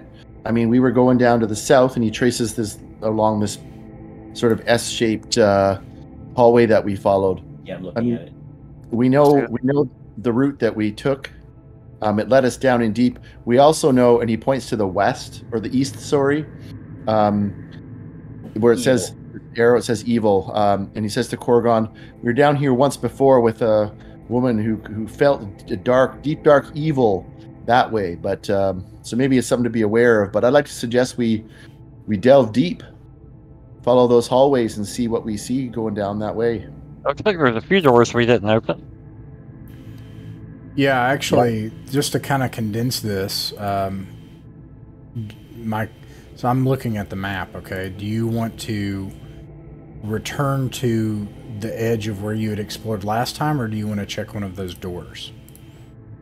I'd like to, what do you all think? I'd like to propose we just go deep. We go right to the edge of what we're... Okay. I think we should pick up where that tunnel heading south. I'm going to put you all together and then do that then. Okay. Yeah, we were at the barracks or whatever. Yeah, we were thinking to continue, and hopefully that it was going to go turn in the direction of evil eventually. And the others went a different way, did they, this group? The other group? Yeah. They have done almost nothing but overland adventure. Or you mean the mercenaries? No, I mean the folks that came with us. Oh, yeah, they went to the north. They went the opposite direction. That's right. All right. And then the lowest base movement rate. Has anybody got a base movement rate of 9 instead of 12? Yeah, I do. Okay, so Yeah. it's 9. Okay. And I do, I think, too. Wait, who's got 9s? I do. Krogan. I do. Flanagan and Krogon? Oh, Yeah. Flanagan and Caden. Caden, yep. Okay. When we have to run for Oh, our that lives, was I will cool. miss you. Actually, yeah, I do. No, I'm... And you will never reach Valhalla. Might take a while for it to catch up. You're doomed to live in this world. I'm gonna... Actually, I might not. I'll calculate it later. No, I noticed everything went away on my character sheet. Really? Yeah, I have no gear on my character sheet. I have it on my paper, well, my digital character sheet, but not on this one, because I was looking, wait a second, where's my... Huh. It has no armor, nothing on it. Do I have a wrong character sheet or something? You open it up again. Yeah, I'll take a look at it. I have all your stuff here. Alaric, Okay, then I probably opened and it didn't update. Hang on. Did we search this room, the barracks? Yeah, I don't know if we searched the whole room. You searched the whole room and found like now I see it. nothing Oh, okay. of value. It was all right. Let me do some checks here. Because we didn't have some on the map, so... Yeah, I wouldn't mind if we could just poke into the room so I can figure out the dimensions of it, too. So, guys, we spent 3 rations getting here, right? And plus what we gave. Oh, 3? Okay. Yeah, 2. it's the third day, right? No, it's the second day, I think, Second isn't day? it? Okay, then 3 altogether if you gave, 2 if you didn't. Right. I mean, I usually... Yeah, Kate probably gave some. Okay, so you can see that this room, there's this barracks. It goes about 60 feet deep. It's a large room. It at last time contained like bits of bone and really useless matter in it. I've got a couple of rolls to make.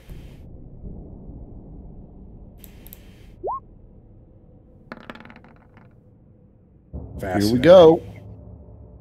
Oh, I don't like that sound. I don't want fascinating. So here you are.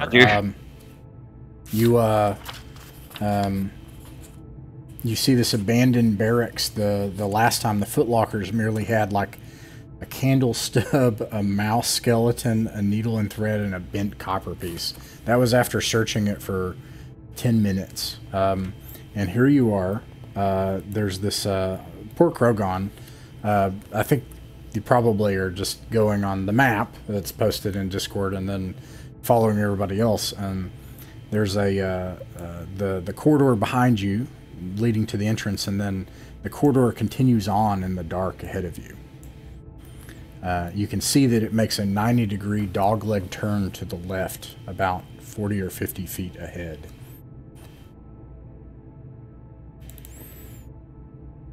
Okay. Well, continue down then, I guess, eh? Yeah, let's go. So Flanagan has... Who's holding torches here? Flanagan can hold the torch if nobody else is into it. I think Caden will take a torch. Hold the torch. Okay. I'm not a great fighter. Yeah, I mean, I'm better with not if somebody else can hold it, but that's okay. I'll have my shield and a torch. My sword is away right now, so I'm not going to be in the very front. Yeah, I've got my hammer and my torch. I know it's laggy, so I'll move you all down to this corridor to the end here, and then I'll pan it so that you can see it. My weight. And before we get to that intersection there, let's take, if anybody has anything on this corner, like to poke at the floor. I have a 10-foot pole. Let's. I assume I got it back from Vulture. Let's poke at these holes, because last time we had a problem with that. I mean, poke at the corners, and just push down and see if it's like gonna fall, or look for cracks whenever the corridor turns like this. I mean, that's my suggestion at least. Yeah, it seems at corners. I'll increase your movement rate, or I mean, I'll decrease it is what I'll just say. So I'll make it a base movement rate 8. Okay.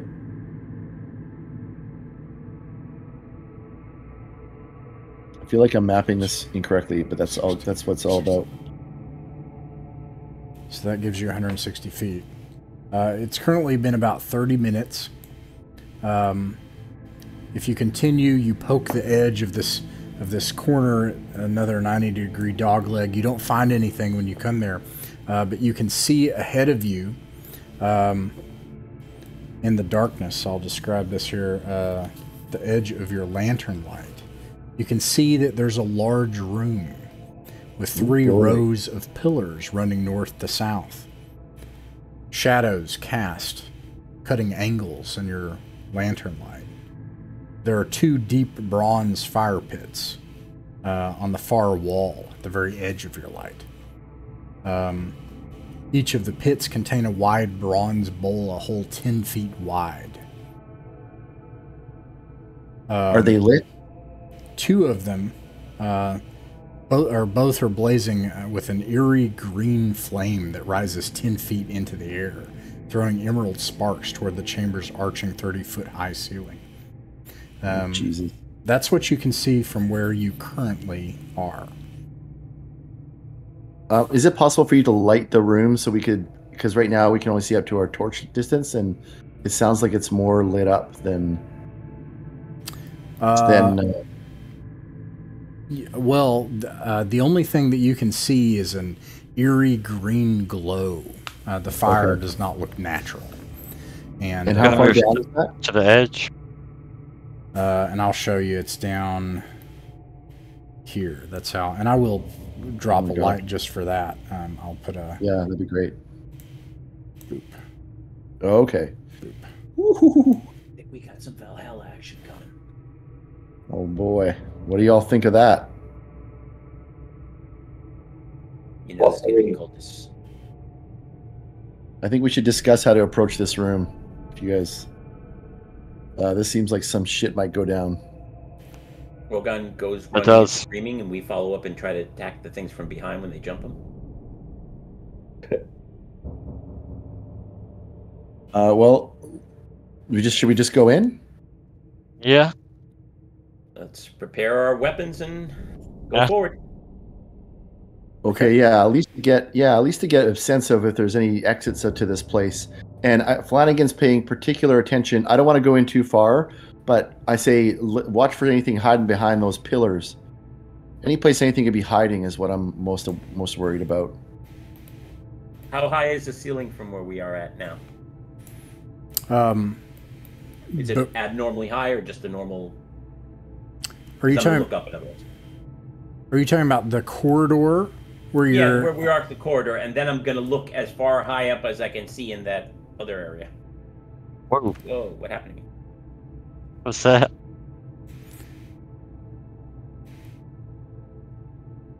You got real skinny. Yeah.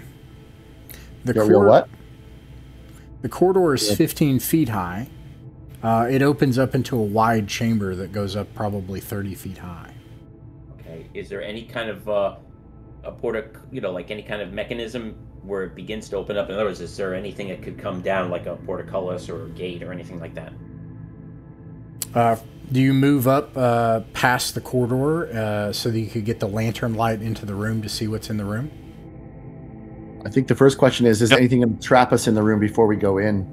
That's what I'm talking about. So The edge. The edge. Okay, you look at the edge, and no, it doesn't look like there's a portcullis or any mechanisms in the. Yeah, that's what I corridor. wanted to click on. Sure, let's go in a little bit, edge in, I guess. Do it. I'm just going to put you to the edge here where you could see the room. For the light. Roll 20 is being very fantasy grounds. It's working fine for me, strangely. Looks like a ritual room. So, from where you are, you can see now that the room is this large, maybe 50-foot deep room with these pillars that run north to south. There are 3 north to south groups of them. On the far end of that are these eerie green flames rising 10 feet up into the air toward the 30-foot high ceiling from wide bronze bowls. Now that you're in the room, lit by this eerie green light, you can see that the western wall has a mural defaced on one end, and the bowls are decorated with leering gargoyle heads around the rims. They each have 2 massive handles on their sides. The pillars are also carved with a multitude of small gargoyles. Like pretty evil looking things? Mm-hmm. All right. Anybody want to go further? Go ahead. The defaced mural, can we tell anything about that? It looks like it also has, this is on the eastern wall. It looks like it once had murals depicting things like these gargoyles dancing and twirling in some kind of chaotic glee. But it's been defaced and part of the mural is smeared off. Okay. Well, it seems strange that this just ends right like this. Do you think we should... I don't know. Does anybody want to go look at the green flame braziers? I'm going to examine the the pillars in the center, and also constantly looking up to the ceiling and to the braziers. To the ceiling, to the braziers. Flanagan's just going to stay in the middle right now and hold up a torch right here for now. Okay. So, Alaric, you move up to examine the central line of pillars? Yeah, like that area of the pillars. Okay. When you look up to the ceiling, like I said, it's about 30 feet high. It's kind of concave. But you can tell that it's also made of stone. When this place was first constructed, it's very well made. It looks like it hasn't suffered any... it's not falling apart. There's no holes in the ceiling that you can see, no cracks. It's holding up well, at least this room. When you look at the central pillars, you can see these small gargoyle heads and things and symbols around them. And you can also roll a d6. Okay. I was going to scratch a little thing on its face of the symbol of light on above the gargoyle, but I guess I'll roll first. If I can find the screen right.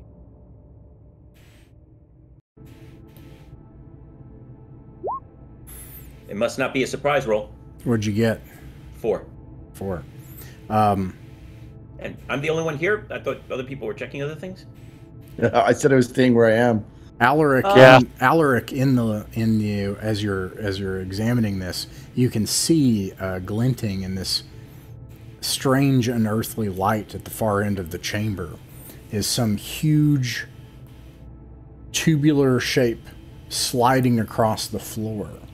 It has a brilliant emerald green color that shines as if it's made of gems, but it's a part of some creature that's sliding on the back end of one of those massive bowls. It doesn't seem to notice you.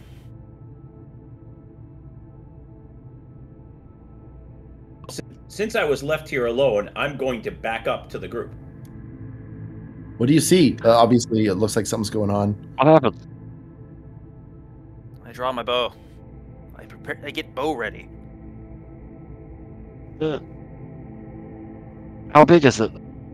I don't know, but it's looks like it's uncoiling from the brazier, so it could be at least like 8-10 feet.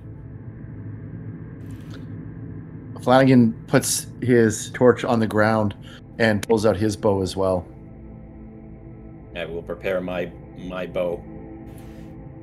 Gormal, Krogan, what do you think? Which case, I guess Peyton will try his sling. Does the creature Start his sling. What's that, Krogan? does it bleed? we don't know yet. Does it talk? Hope not. Well, maybe we should move forward. Go ahead. Beard serpent, what do you want? You say that out loud? So Yeah. Okay. I will say, so everybody said they had their bows drawn, that you get a surprise round, but that definitely gets its attention. And this massive serpent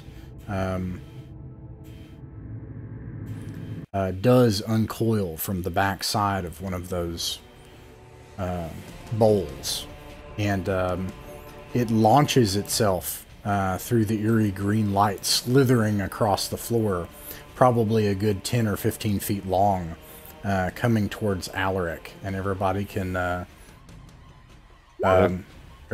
fire. If you're firing your missile weapon, you can fire the missile weapon and damage. Okay, And so we get 2 shots. yeah, because you're firing a bow, yeah. And Gormal also, Yes. you know, Shit. you. I got 13. All right, you have to beat an armor class 14. No. He hits with one of them.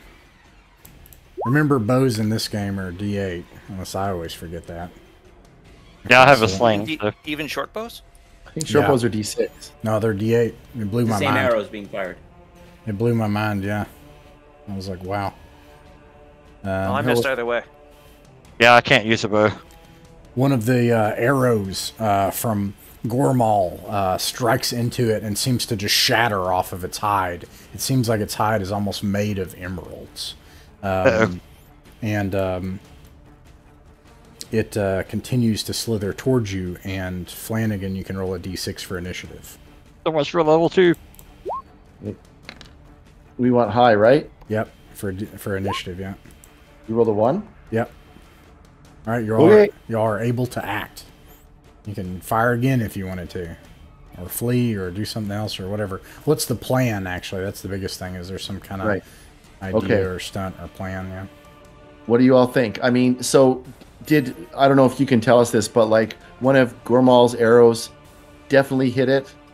Should have pierced its skin, but didn't pierce its skin. Like, so it hurt it, but this thing is tough. Like, Right. yeah. Okay. What do you all think? Run or fight? First off, or another question is, does it look like it's faster than us? That's a good question. Yes. Yeah. Yeah, Yes? It looks very fast. I don't think we can run though. So what do you... Now that being said, if you come up with a plan Yeah. to run, like if you come up with ideas, I'll say that it'll probably work. But just Right. sprinting in, or you can just sprint into the dungeon and then we'll use the lost procedure for the dungeon.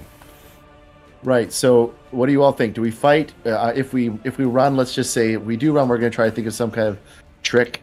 But what do you all think? Should we fight or run? Krogon wants to fight. It's literally Heavy. made of money. I want to beat it. I'm okay with fighting. Okay. How and about oil? so Alaric, what was your thought, Dan? I'm more of the running type, but I'm just gonna back up and see what's happening. So it sounds like the majority is for fighting. So Yes, that's sound. all right, we're going for it then. Okay. You want to like pour oil on the ground or something? Why don't we reduce our numbers and fight it in the hall? Right. Let's plan. Let's figure out a way. Okay, if we're gonna fight, let's think of a plan to do this right before we jump in here. Actually, it doesn't matter. There's only one of them and many of us, so that doesn't matter. Mm-hmm. Right. It might be better to circle it. Yep. Right here. Right. Is there anything else that we want to plan here to do something cleverly? I got no gear for clever. Crom counted dead. I've got lots of oil. So I can try to set it on fire. The best thing I can do, I think, is with arrows is to stay back. Because I can hit twice, right? It doesn't do me any good to be up with you guys fighting if we've got a couple people that can be in melee, but you're going to take hits, right? Yeah, I'm not a fan of being in the front since I don't want to fight. Right. So I'm going to throw some oil on it and then light it. Okay, so you're going to use oil as a thrown weapon, right? Yeah. Okay, and then you also want to form a circle so it all kind of comes to you all. Is that the plan, to try to beat it up? Is that the goal? Yes. They Flanagan's going to be on my right, and we're going to try to pepper him with arrows. Okay. Yeah. I'll even put Gormal up front here. He'll. Okay. He'll slay the serpent. It did not talk. Krogon, you're brave. Yeah. Very brave. Yes, I am. All right. That's what If you're doing a missile attack, you can attack and roll for damage. Come on, baby. Come on. Ah, I rolled a 1. I rolled a 7. So they could be oil. Yep, including the oil. Yes. I missed both times. What is damage on that? Harold hits, natural 20, 5 damage. Nice. Let's see here. Decrementing from I 17 got a arrows 13. to 16. Am I rolling 13 D20? misses. Because I don't think I'm rolling D20. Yeah, I missed. I know. It feels like it with me, too. I'm rolling 1, 4, 9. Oh, right, I get to shoot twice. Yeah. You Yeah. can, if you're using a bow, yeah, you can fire twice. Yeah. 15 hits again for 5 damage. I'm testing something. This doesn't count. I already fired. I understand. Okay, so no other missile weapons. Okay, I don't have to double click. That's why I keep doing 2 at a time. I thought I'm double clicking to do it. We got 10 damage from Gerald, which is awesome. Yeah, you puny Archers are doing well. It rushes in and strikes at Gormal. And It goes for the torchbearer. he's a hireling. He's a hireling for what that's All worth. right. And he misses. Right. And Are you complaining? and I don't know. I like bringing I like bringing minions back alive. Caden, you can roll for initiative. Oh, okay. And arrows are 1d6, by the way, D6. because that's what I have on my sheet. Arrows should be 1d8. I looked Can we that up. attack him? I'm looking at the book. I have it in my hands. Ross, I didn't get an attack. I've never heard of 1d8 on For sheaf arrows. I've heard of it in 1d and D&D. Don't nerf me until after the battle is done. But no, Yeah, sorry, I didn't get an attack last session, or did that not happen? Sorry, hold on just a second. Well, I'm just gonna roll. Yeah, let's not subtract what we did. So we'll just say it's D8 because I'm not. Yeah, that's cool. Yeah. I'm just saying, no, I looked at it. Anyways, attack. I don't think there's a thing for holding an attack, so I'll make you a devil's bargain if you were attempting to hold your attack. Was that Just your? on the Was that first your? round, right? Because Well, we rolled so Krogon, I don't think has a ranged weapon, right? No, but the creature attacked Gormal, right? Yes. Ah, he moved past your range, which does give you an attack because this game has opportunity attacks. Oh, it does? Mm-hmm. Kill him. Yeah, it's not like BX. Yeah, I keep forgetting that. Yeah. Come on, Darren, roll high. I don't know what kind of damage you do, but you talk like you do a lot. I definitely do a lot. Are you a fighter? Or are you a barbarian? 11. Is it 11 total? Affected by This this is. identity crisis. The other bad news is I beat your initiative roll, so he's gonna attack. Yep. He gets a 17 that hits, and D3 plus poison save versus the attack? death. No. Who's this Who is- hitting? The Gormal. Cornwall, okay. There we go. Did max damage. That's not very much. That's, wow. No, not Gormal. And then Gormal is going to make a save for a level 3 thief. And passes. Oh, yay. I can't do any What, more save arrows versus becoming death? attack. Mm-hmm. Oh, Yeah. no. You can tell that this thing is poisonous. You can actually see Gormal, this thing strike into him, and he holds it off of him, and you can see the poison drip from its fangs as he holds this thing off. Okay. Did anyone miss anything? Did I miss anything? A lot of stuff happened. A lot of people were talking. Okay. All right. I think that is your all's turn. So if anybody's I want to try the oil thing again. okay. You're gonna be right there, though. Yeah. Well, that's fair. Well, Probably not. that's okay. I'm going to say that you can do it. I'm going to use the OSE advanced thing and say that you can, if you try to use it as a splash weapon, so it's damaged as it moves through an area, then it could hit Gerald. But if you don't, and you're just trying to hit that, then, well, it could still hit Gerald. Yeah, So it's maybe still not. good. And if it Yeah. goes on Yeah. fire, we're right next to it. Yeah. That's fair. All right. I'll Well, switch to melee then. roll to hit if you're doing it, or if you have plans, stunts, ideas. Let me know. Okay, Do well, I let's. need to do anything special in order to transition from bow and arrow to sword and board? No, you got it. Okay. Yeah, you're there. Maybe before anybody goes, as the caller, do we want to? We're going to keep on going, keep fighting. Anything we want to just interrupt and change plans, or are we good? How's it looking? We've done a lot of Yeah. damage to I it. think we're good. How is it looking? Yeah, so in particular, Gerald, you fired arrows into this thing, and you can actually see that the arrow went in, and you can see oozing blood and stuff coming out of it. It is hurt, but this thing is very tough. Like, it's still really. I mean, okay, so what do we keep going? I guess. Hey, is that the plan here? Yeah. I think so. Come out. Okay. So can we I fire? I want to do something wacky. Okay. You've mentioned this thing has it's got big venomous fangs. Mm-hmm. I have a big wooden shield. Yeah. I would like to try and get it to strike my shield so that it vents more of its venom into the shield and wastes it. Okay, I'll make you a deal that you may not want. If that works, then it will sink its teeth into your shield and you'll get what you want. If it fails, it will bite you. And that means death.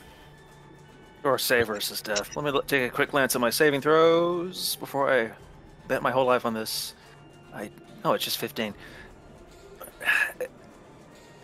And that's Whatever, assuming that it manages to successfully hit you, of course. Okay. Bad. Well, so basically, I'm provoking it to attack me, just like one way or another. Oh yeah, sure, fine. I'm right next to it anyway. It was probably going to do that either way. All right. Amazing. You What do are you- brave like a barbarian. You will go to Valhalla if you die. Thanks.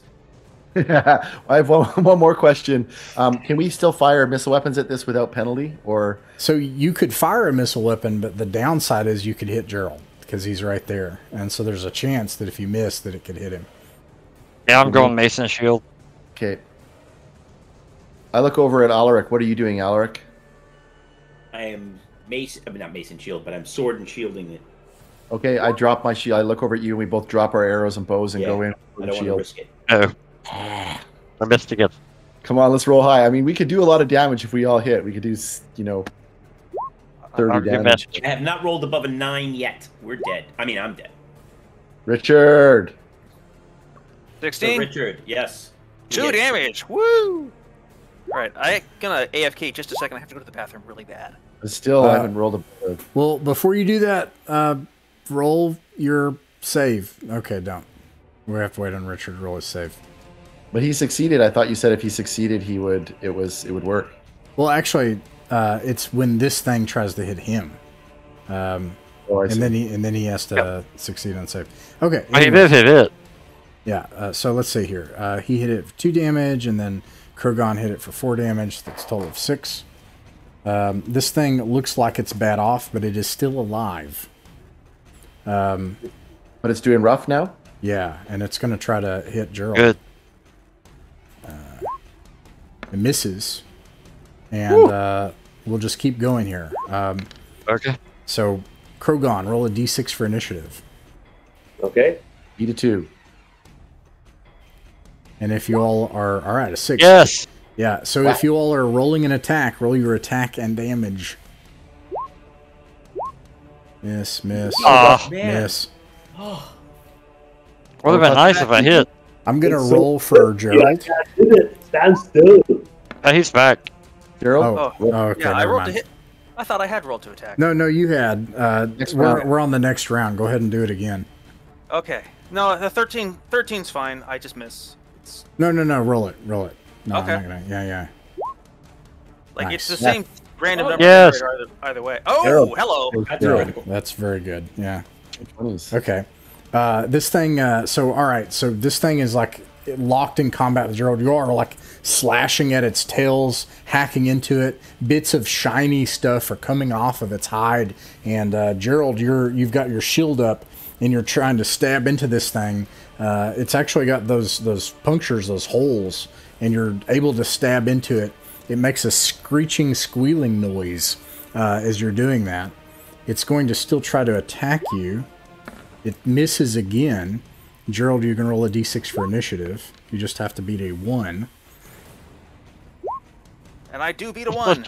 All right, and you all can roll to attack and for damage. I have never Finally, hit. and I do 6 Alaric. damage. That's a good hit. Ooh, look at all these good Yeah, hits. I hit something. My longsword sinks into its flank. Yep. And as you do that, it finally wavers and flops down onto Gerald, onto your shield, and then just slides, leaving a smear of like green goo on the shield as it falls down to the floor, shivering What a and light. shaking. But I flick the sword behind me into the hallway, getting whatever is on it off. now this snake, its hide is shimmering with a brilliant emerald green color. We're gonna take that hide. We're cutting. Yeah. Oh yeah. Barbarian, do you know how to flay a creature well? I'm already cutting its head off. He's probably he's already telling me that no, I can. Not only that, I can flay a human well. But anyway. Yeah. It's muddy on your trip back to Zelkor's Ferry with your prize. Was there anything in the room? We searched braziers. Nothing. We have run out of time, but that's okay. Let's go back to the room. Yeah. What do you do in the room? Good point. Secret doors, and maybe underneath the braziers. Watch out for other within the snakes. braziers without putting my hand if it's a flame, but I just want to look first. That's not what I want. First of all, Krogan goes around embracing everybody. Yeah, you warriors. The halls of Valhalla beckon. We will all die I'm sweaty. Yeah, sweaty bicep. You find okay. Somebody said they checked the braziers. Yeah, but not sticking anything in until I see if it's how hot it is and stuff. Okay, it's not hot. It seems to have some sort of magical flame to it. But when you check it, nothing seems to happen. But you can tell that these things weigh a ton each in their own right. Okay. You said that you were searching the room. Is everybody searching the room? Yeah. Okay, everybody can roll a d6 then. Would you say that these braziers look valuable? They do look valuable, but there's absolutely no way that you could move them A 6. And a 1. So One's we in got it 6. covered. 6-1, 6-1. It looks like. Okay, looks like Flanagan, and you'd mentioned it, that you're trying to look for doors. What you find is that where the mural begins to fade, there is a false wall.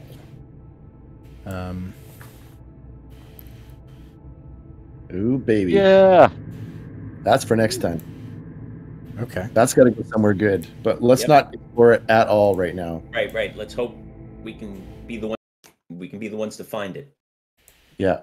We make sure that is not visible to this other group of. Yes, that's what I kind of was trying to say. Yeah.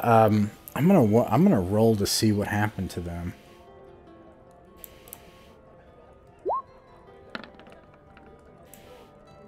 They're there at the tavern when you come back, and he sees you enter. The person with the person introduced himself as Catan, and with the sunken cheeks and tall guy and everything, and he says, "Well met. What did you find then? Was it a profitable enterprise for you?" Well, we met a horrible magical beast and slayed it, and none of us died, so that's a first for us. That's good. Your thing. Yeah. Quite impressive. Poisonous. Now, How about you? Hoist up the severed head. And we also We've have so much reputation in this baby. Wait, go ahead, Yeah. Darren. Sorry. I'm going to make this into a helmet. Oh, oh, the snake head. Right. That'll Okay. be Yes. amazing. Yeah. Do you all take it? Since we're about to run out of time, I assume you would take it to Ullman, because I don't know who else would. Definitely to Yeah. Okay. see what we can get for this thing. He offers 1,000 gold. All right. Sounds good. I'm Yeah. hoping he'd be interested in something like this. Can I keep the head? He wants the head. Yeah, it's actually the most valuable part. He suggests that would probably take a third of the price off if you kept the head. No, Yeah, give him that. I want to keep the head. I'll pay you. Pay your share. Will you pay your share to keep the head to make a skull? Sure, but a skull. Yeah. Okay. Yeah.